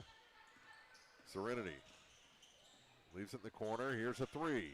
Womack puts it through. Reese Womack puts Louisiana up by 3 and puts her into double figures. She's the first player on either side. It's only 9 players have scored in this game, 5 for the Pioneers and 4 for Louisiana. And that's our first double-figure scorer. And a timeout taken as it was underneath the Louisiana player. That means possession. That means the Bulldogs will have it after the timeout here with 6:29 to go in the fourth on Eagle 102 Sports. Game of the Week coverage brought to you by DC Septic and Drain, Central Elevator, your Purina dealer, DG Firearms, and Randy's Jewelry. When it's time to honor your loved ones, trust the experience and care of Shireman Memorials. Locally owned and operated by Jason, Shireman Memorials offers expert sandblasting, carving, etching, and design. With decades of experience, Jason's team will help you create a memorial that your family will be proud of for generations. Each stone is crafted with the utmost care and dedication. Visit Shireman Memorials today at 1135 West Washington Street in Pittsfield. Let them help you design a lasting tribute. Shireman Memorials, Pittsfield, where memories are carved to last. Eagle 102 sports coverage brought to you all season long by Bowling Green Tractor, State Farm agents Rod Prentice and Brenda Crawford, Vicki Cadwalader Real Estate, and Pepsi. Louisiana with the ball after the timeout. Here's Chapman to Griffith. And the pass off the fingertips and out of bounds. It'll stay with the Dogs with 6:17 to go. Up by 3, 33-30. They lead the Pioneers in this 6-7 matchup. Winner takes on Clopton for the tournament title. That'll be on Friday night. Out high with it. Here's Griffith for 3. A little long. Just has not been able to dial that in yet. Got a little too much on it. It hits the back of the rim. Those also create long rebounds. They do. Out high. Here's Slattery. Backing up. Goes to the far side for Glozier. Molly to Bryan. Kylie Bryan. And a foul going to be whistled on Serenity. That's her first. Can't complain about that. Pick up your first foul with 5:42 to go in the fourth quarter. And just the first team foul of the fourth quarter. So we're over 2 minutes in. Here's Bryan. Almost a travel. Shot off the glass is good for Blaze, and she's the first player to double figures for the Pioneers. 33-32. Trinity fouled by Blaze. That's her third. Madison Bell set to return. Come in for Ahart. Bell came off the bench in the third quarter, put up some good defensive minutes for the Lady Dogs. They could use that same defensive power here in the fourth. Trinity to Serenity on the far point, up by 1. To Bell to the near side now for Trinity. Back to the top of the key. Angles, kicks it over to Serenity. Back up top for Nakia Griffith. She goes to the hoop and can't get that one to go. Bell is fouled on the putback, and Madison to the line for the first time. 4:58 to play. That's going to go against Meyer. That's her third. So Slattery, Meyer, and Blaze all have 3. Pirtle has 4. And the shot is good. Madison Bell. Dogs doing well from the free throw line this evening. They started out a little on the chilly side and have done a nice job of coming back. Second shot no good. Rebound pulled down by Blaze. And the Dogs have to live with the 2-point lead. Oh, good stutter step there from Slattery. Shot in and out, and the rebound pushed to the near side for Serenity Chapman. Slow down, Serenity. Out high with it is Chapman. Thought about the 3, gives it to Griffith. She gets inside the free throw line. turns a couple of times, gave up her dribble, kicks it back out for Trinity. Reset. Leaves it for Serenity. Kicks it to the corner, Nakaya. Makes a good decision there. Gets it to Bell. Bell shot wild, no good. And the rebound pulled in by Molly Glozier. Long pass ahead to Kylie Bryan, and a timeout taken by Coach Caleb Johnson and the Pioneers with 4:02 to play. It's Louisiana 34, Duchesne 32 from the Clopton Invitational on Eagle 102 Sports. Game of the Week coverage brought to you by McMailer & Sons Backhoe and Excavating, Bolin Chevrolet, Adams Plumbing and Electrical, and Sun Window Company. Brown's Processing and Smokehouse Meats is your first stop when stocking your freezer. Brown's has frozen chicken, steaks, brats, and burgers ready to go. For wholesale and custom butchering, Brown's is your first call. It's where quality meets service. Brown's Processing and Smokehouse Meats. For your meat processing, smokehouse meats, and homemade sausage. Just off Highway 61 in Silex. Eagle 102 sports coverage brought to you all season long by Shelter Insurance Agent Ashley Jenkins, Gambino's Eatery, and Hannibal Regional Medical Group. Well, they're in the final 30 seconds of the third quarter over in the middle school gym, and Silex with a 37-36 lead over Winfield. Still a close matchup. Both these two late games have been extremely close all night long. Oh, you got a 2-3 on one side and a 6-7 on the other. 6-7. Then really, Mark? You're gonna have two pretty close games. Closer than the 4-5, that's for sure. Out high with it is Slattery for the Pioneers. Gave up her dribble as Wallace has checked into the game. Wallace and Bell in there at the same time. That rims out. Offensive rebound, good, and a foul. We're tied, and a chance for Glozier to give the Pioneers back the lead. Bell picks up her third foul. Substitutions. Reese Womack. Ahart and Griffith coming back in. Well, they had three bench players in there as Scarlett Fight Carmel had been in there momentarily. So an extended timeout there, I think, for Coach Fricky. And the free throw is good. The Pioneers ahead by one. And free throws have not been the strong suit for Duchesne tonight. 35-34, 3:35 to go. Here's Serenity Chapman on the far point with it. Top for Nakaya. Griffith works past Bryan and loses control. It's stolen by Slattery. Slattery gives it back to Kylie Bryan, who has trouble in the backcourt. Finally gets across the line, and Nakaya fouls her. Yep, that'll be her fourth. And the third team foul. 3:18 to go. Lady Dogs trail by one. Pioneers with the ball. Out high with it is Slattery. Now gets it to Blaze. Shot off the glass is good. They went across the key to Glozier, who puts it in. And it's 37-34. 2:55. I think it's about time for another Reese Womack three. Yeah. Floater off the glass, almost wedged. Off the miss by Serenity. A foul called against Louisiana. I think Ahart's going to pick it up, and she better turn around before. No, it was Serenity picking it up. But either way. Yeah, you can't pick up the T on top of it. So no. Bite your lip, turn around. Still a one-possession game. 37-34. Wallace back in the game for Louisiana.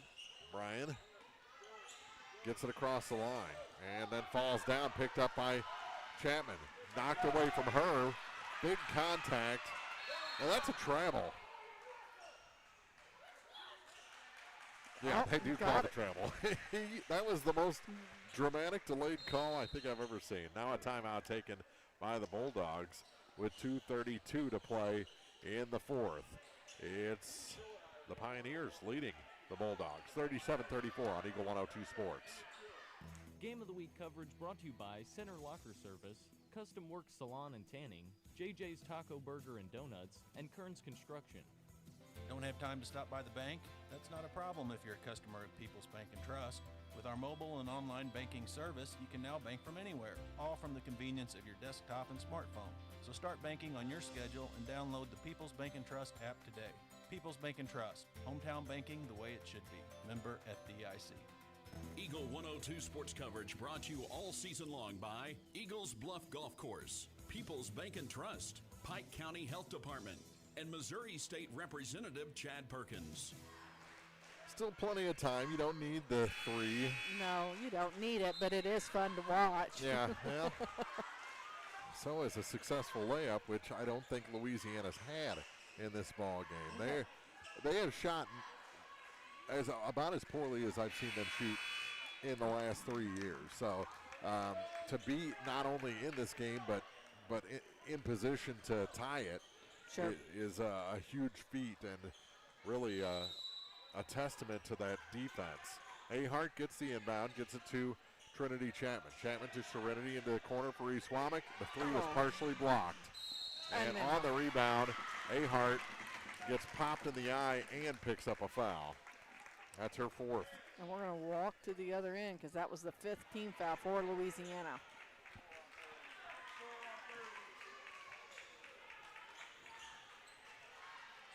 .224 to go, and free throws for the remainder for the Pioneers. Ahart and Griffith both with 4 fouls.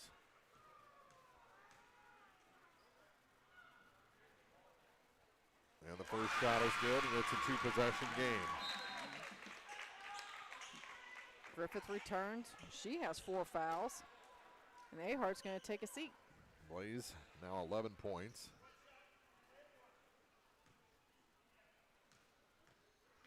To make it a 5-point lead.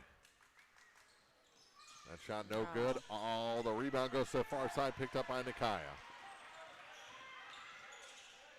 Here's Womack for 3. Off line. Griffith, the rebounder, put back is good and a foul. Nikaya Griffith makes it 38-36. She's been trying for that all night long. It finally falls for her at the right time. If she can sink this free throw, it's a 1-point game. 2:13 to go in the 4th. And the shot. In, out, back in. There's your 1-point game. 3 points tonight for Nikaya Griffith.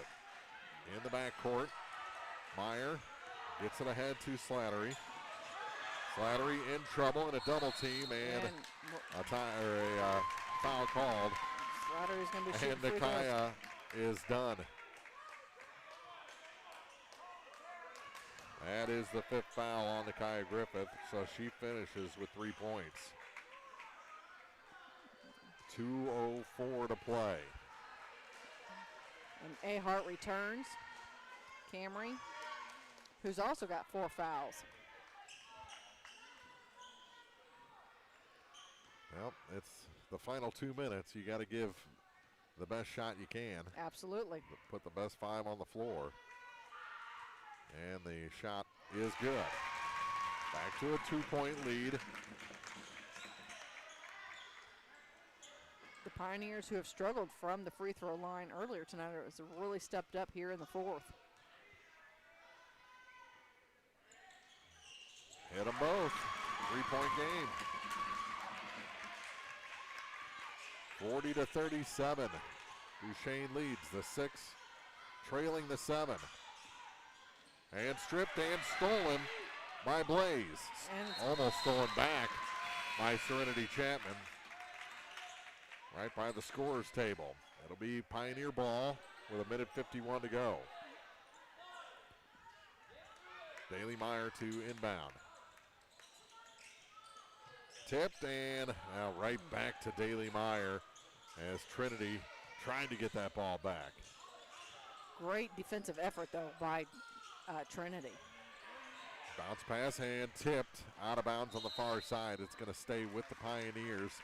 with 1:37 to play. Over in the other gym, they're down to 5:52 to play, and Silex has opened up a 6-point lead and have the ball, 42-36. They lead Winfield. Top of the key, that shot, no good. And the rebound pulled down by Reese Womack. Womack, will she step into one here? Kicks it far side for Trinity.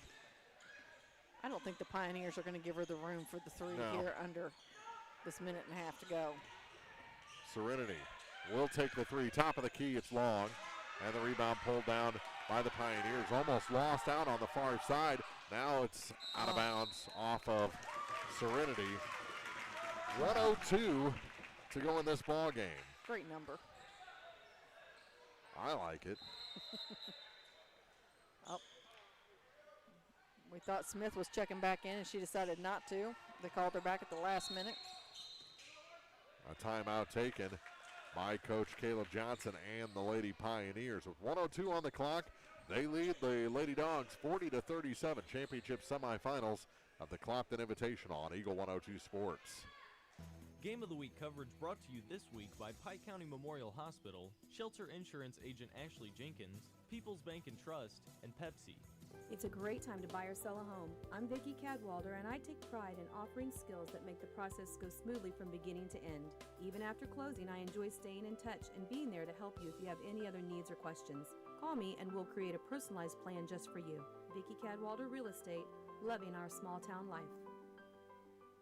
Eagle 102 sports coverage brought to you all season long by State Farm Insurance Agent Cindy Blaylock, Central State Bank of Illinois, and Eolia Landscape Supply. 40-37. The Pioneers lead the Bulldogs. 1:02 to play in the fourth quarter here from the Dale Miller Gymnasium and the 29th Clopton Invitational. Carrying the ball, got away with it was Bryan. She floats one off the glass, no good. The rebound pulled down by Camry Ahart, who's playing with 4 fouls. Here's Reese Womack across the line. Louisiana trailing. Ooh. Yeah, she carried the ball too. She did carry the ball. Get it back down to Ahart. Off the glass and in. It's a 1-point game. Camry Ahart and a timeout taken. Got her into double digits with 10 points. 39.2 seconds to go from the Clopton Invitational on Eagle 102 Sports. Game of the Week coverage brought to you this week by Brown's Processing and Smokehouse Meats, Community State Bank of Missouri, Shireman Memorials, and Mike Ingram Plumbing. This is Marianne Everhart with Community State Bank of Missouri. At Community State Bank, we don't just work here, we live here. When you bank with us, you're not just an account number, you're part of something bigger. Community State Bank of Missouri, with branches in Bowling Green and Troy. Member FDIC, equal housing lender. Eagle 102 sports coverage brought to you all season long by Noah Builders, Pike County Mutual Insurance Agents Corey Buchanan and Shelley Clucky, Eagles Nest End, and People's Savings Bank. 40-39. Louisiana trailing. Yeah, it's been a good one here in the semifinals. The first semifinal went to the Clopton Lady Hawks, 78-51 over Mark Twain. Ellsbury ousted Troy JV, 50-38. So Ellsbury will play the winner of Silex and Winfield in the consolation title game. Loser of this game will take on Mark Twain in the third place game on Friday. And the winner, whoever comes out on top in this one, will take on the Clopton Lady Hawks, the 1 seed for the tournament championship. As that ball is off the back of Bryan, out of bounds, and Louisiana gets it back with 38.1 seconds to go. Now, do you play to get the lead, or do you play for the final shot? You can't ask me that because I want the lead. Yeah? I want the lead, but I need to kill some clock first. Yeah. Womack to Ahart to the far side for Trinity. Good spin move to the baseline. Scooper off the glass is good. Louisiana ahead by 1. Trinity Chapman into double figures with 11. Down to 24 seconds. And the foul. Good idea. Good idea. I was going to say, I agree with that 100%. Just the third foul on Chapman. Daly Meyer's going to shoot 2. She hasn't been to the free throw line yet tonight. Even if she makes both, you've got plenty of time to come back. Yeah, that's what you wanted to do. You wanted to preserve as much time as possible. And the first one is good. We're tied at 41. Pioneers and Bulldogs Back into the ball game, Charlie Pirtle with 4 fouls, replacing Kylie Bryan. You know, I thought for a second I might not like that, but as aggressive as Pirtle was, I think I would want her on the court. Yeah, with 22 seconds. And they hit them both. It's a 1-point lead for the Pioneers. Louisiana with the ball. Across the line with it is Trinity Chapman. Chapman leaves for Womack. Womack, edge of the circle to the near side for Serenity. Serenity down to 12 seconds to Trinity. Down to the baseline. Ahart off the glass and good. Louisiana ahead by a point. And a timeout taken by Duchesne. 6.5 seconds to go. Ahart with her 12th point of the night. We'll go to break with Louisiana ahead by 1 on Eagle 102 Sports. Game of the Week coverage brought to you this week by Advanced Physical Therapy, State Farm agents Rod Prentice and Brenda Crawford, People's Savings Bank, and Lynn's Heritage House. Geared Up, located just off the square in Pittsfield, is your go-to destination for high-quality screen printing, embroidery, and custom apparel. Stop by Geared Up today to see how they can bring your vision to life with quality, creativity, and service you can count on. Geared Up, off the square in Pittsfield. Eagle 102 sports coverage brought to you all season long by Brown's Processing and Smokehouse Meats, Ackles Farm Market, Pike County Memorial Hospital, and Community State Bank of Missouri. Under 6.5 seconds to go, Marianne. What a basket by Ahart. Puts Louisiana up 43-42. I think at this point, Mark, I really think Louisiana needs to not foul. Oh, yeah. I think it takes them too long to get down and set. Force them to the sidelines. Make sure you have someone back. No second chance points if they get a shot off with more than a second or so on the clock. Here we go. 43-42. There is 6.5 on the clock. Tipped out of bounds. Look that at Reese. Took 1.3 seconds off the clock. Now the Pioneers have to inbound from the sideline. Louisiana will set it up defensively again. They get it in. Almost a travel. Down low. Shot no good. Just hold on to it. Ahart get the rebound, and Louisiana go into the championship game to take on the Clopton Lady Hawks. The 6th seed hangs on for a victory over the 7th seed. Duchesne Pioneers will play for 3rd. No slouch there. 43-42 the final. And we'll have the post game for night 2 on the ladies' side after this on Eagle 102 Sports. Game of the Week coverage brought to you this week by Pike County Mutual Insurance agents Corey Buchanan and Shelley Clucky, Noah Builders, Central State Bank of Illinois, and Heart Care Chiropractic Center. The Eagle 102 Sports postgame show is coming up on KJFM Radio. Find a dining experience that blends timeless charm with unforgettable flavor. Step into Watson 1838 downtown Pittsfield. Located inside the historic William Watson Hotel, Watson 1838 serves up classic American dishes in a warm, inviting atmosphere. From perfectly grilled steaks to comfort food favorites, every meal is made to satisfy. Open Wednesday through Saturday for lunch and dinner. Watson 1838. History you can taste. 105 East Washington Street, Pittsfield. Hey, I'm Megan Smelser, a physical therapist with Advanced Physical Therapy in Bowling Green. Along with treating many orthopedic conditions, we treat many neurological conditions as well. Call us today at 573-324-6079.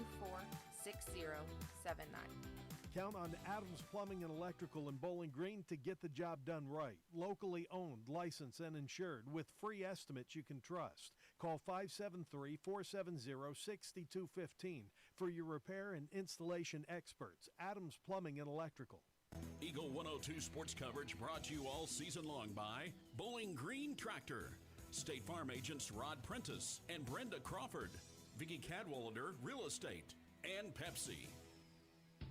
Time now for the Eagle 102 Sports postgame show on KJFM Radio.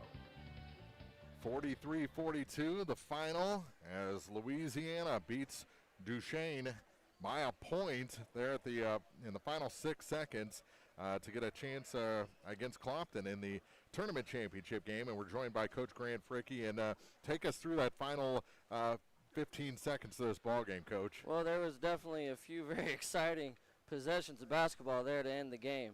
obviously I'm calling timeout with actually 39 seconds left. When we were down the 40-39, we actually go out there, we execute, we get the bucket, and as I'm screaming at top of my lungs now that we're up to 1 point for the possession ball, that we don't want to foul. Unfortunately, as loud as it got in there, we did commit a foul, and we ended up letting them go shoot free throws. But it's all right because obviously I love it when my team gets to have the ball for that final possession on offense. We had a beautiful redemption play where I got Trent Chapman being able to get down in the middle of the lane for a dump down pass to her teammate where Camry Ahart goes and gets the game winner. It was a good one, and then at the other end, she secures the rebound because the Pioneers did get a shot off, and from about 10 foot out, but Camry secures it. You guys get the win. We forced them over to that left side that we wanted to be able to have them on. We forced a tough shot, and like I told them, one last defensive stop, you have to end it with two hands strong on a rebound. You know, you said you didn't want to foul with 22 seconds left, but I thought that was actually the perfect amount of time for your offense to get in there, not rush, and set up that game winner. Yes, definitely to be able to realize, hey, you don't have any control over it anymore. The play's done and gone. You have to be able to think next play, and we responded beautifully. I could not be more proud. Now, that said, you guys struggled within 5 feet of the basket tonight. The high percentage shots weren't a very high percentage, but you were good from the line and were able to stay close. Yes, for sure. I mean, we've been possession-by-possession ball games for the last 4 games now. Obviously, we got 1 point tonight. We had 1 point in our win Monday night for a game-winning 3 there by Trent as well. And then before that, we had 2 possession ball games, 44-40 and 54-40. So we're definitely battle-tested. We know how to be able to keep our composure in those big moments, and obviously it shows and keeps translating as we keep going on this win streak. All right, there's been a lot of great Clopton, Louisiana championship games here in this building over the years. What do you have for the Lady Hawks? They're a great team. Well, they are definitely very well worthy of their state ranking. They are definitely a worthy opponent, obviously playing on their home floor. It doesn't hardly matter who it is. You want to be able to come in with your game plan and ready to go. But I'm thinking longevity. I do want to obviously compete for a tournament championship, but not only do I have the opportunity to see them here in a championship, I get to be able to see them in a regular season conference game at our home and then be able to realize that they're in our district. If we want to have a high, lofty goal of being able to go win a district championship, that's the one that I want to be ready for at the end of the day. Absolutely. Okay? Having 3 head-to-head matchups, you either go win or you go learn. Exactly. Well, Coach, congratulations on this one. Girls seem pretty excited. Very. And what a way to get into the title game on Friday night. Cardiac Kids, we're going to start getting nicknames, let me tell you. All right. Thanks for joining us here on the post game. We'll go talk to your team. Appreciate you having me. Thank you very much. That's Grant Fricky, the coach of the Louisiana Bulldogs here. Is his Lady Dogs win 43-42, and Marianne, he sounds like an X's and O's guy. Yes, he and does. He's got a team that followed his lead tonight into the championship game. And congratulations, like you said, it's exciting. We've seen it many times, the Louisiana Clopton championship matchup, and that's momentum they are carrying in with them. That tight game carrying in with them for this championship game, which means that they're going to be riding a little bit of a high as they take on Clopton. So Clopton better be ready for them. Clock stopped over in the other gym with 11.7 seconds to go. A foul committed by Winfield. It is Silex going to the line, up by 9, 52-43. So it looks like it's going to be Ellsbury against Silex for the consolation championship. In fact, they now have a 2-point lead. The Lady Owls do with 11.7 seconds to go. 53-43, they lead the Winfield Warriors. So it's going to be an all-Lincoln County, despite it doesn't matter who wins over there, an all-Lincoln County consolation championship with Ellsbury most likely taking on Silex as they're down to 8 seconds over there. Now an 11-point lead as the Owls hit both of those free throws. And the final horn, they got a 3 at the final horn, Winfield did. But the ball game is over. It's Silex 54 and Winfield 46. So to set up the consolation title game on Friday. That'll be here in the high school gym. The third place game at 6:30. The consolation's at 5 o'clock on Friday. Third place between Mark Twain and Duchesne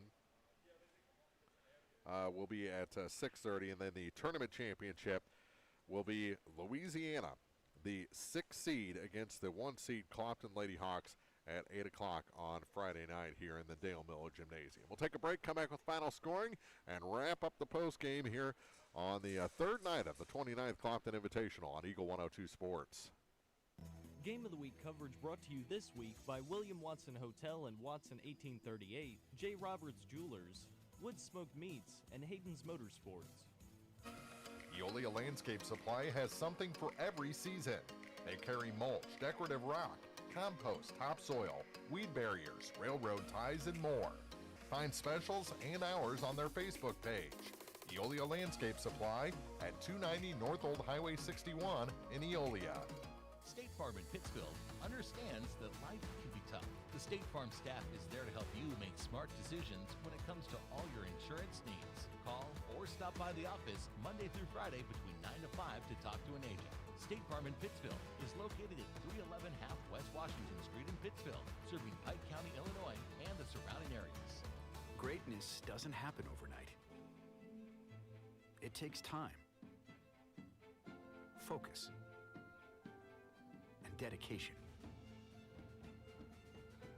At Shelter Insurance, we understand that because we put in the hard work and dedication for decades. And that commitment is paid off with award-winning customer service for your auto, home, and life insurance. Ask me, Ashley Jenkins, about Shelter's auto, home, and life options. Eagle 102 sports coverage brought to you all season long by Shelter Insurance Agent Ashley Jenkins, Gambino's Eatery, and Hannibal Regional Medical Group. Louisiana over Duchesne, 43-42. Mark Froelich, Marianne Everhart back in the broadcast booth in a suddenly empty Clopton Dale Miller Gymnasium. So let's get the final scoring numbers. All right, we'll start with Duchesne. They were led by Molly Glozier with 14 points, Addie Blaze with 11, Kaylee Bryan had 8. It was Daly Meyer with a 6, and Allison Slattery with 3. They were 9 for 18 from the charity stripe this evening. And that was a market improvement. They were well under 50%. They were 3 in the for first half. Yeah, they were 3 for 9 in the first half. They went 0 for 2 in the third, but then they were 6 for 7 in the final quarter. So that's what we were talking about. You know, coming in late. That's the way to do it. Yep. For Louisiana, their leading scorer tonight was Reese Womack. She had 12 points. Camry A. Hart and Trinity Chapman each had 11. Serenity Chapman with 5. Nakia Griffith with 3. And then Madison Bell added a free throw. They went 13 from 21 from the charity stripe this evening. So that rounds out the scoring for tonight's last game. 43-42 the final. Louisiana with a bucket with 6.5 seconds to go to beat the Pioneers and move into the championship game against Clopton. Tomorrow, it'll be boys semifinal action. Here in the high school gym, we'll start our coverage at 5:45 again before the 5-seed Louisiana Bulldogs take on the 1-seed Winfield Warriors. And then from the high school gym at 7 o'clock, it'll be 2-seed Clopton against 3-seed Silex for a chance to go to the championship game. The two consolation semis in the middle school gym, Mark Twain and Wright City, Ellsbury, and the St. Louis Blue Knights at 6 and 7:30. But our coverage here from the Dale Miller Gymnasium will start at 5:45 ahead of Louisiana and Winfield. All right, another great night of basketball. Again, it's a beautiful week. We don't get to say that very often for the Clopton tournament, so really come on out, support your area teams. We can't, thank you enough for what you already do, but come out and don't bother cooking supper. You can grab something at the concession stand. It'll be good. Absolutely. 43-42 our final. Louisiana over Duchesne. And we'll see you tomorrow for boys semifinal action here from the 29th Clopton Invitational on Eagle 102 Sports. You've been listening to Area High School Sports on Eagle 102.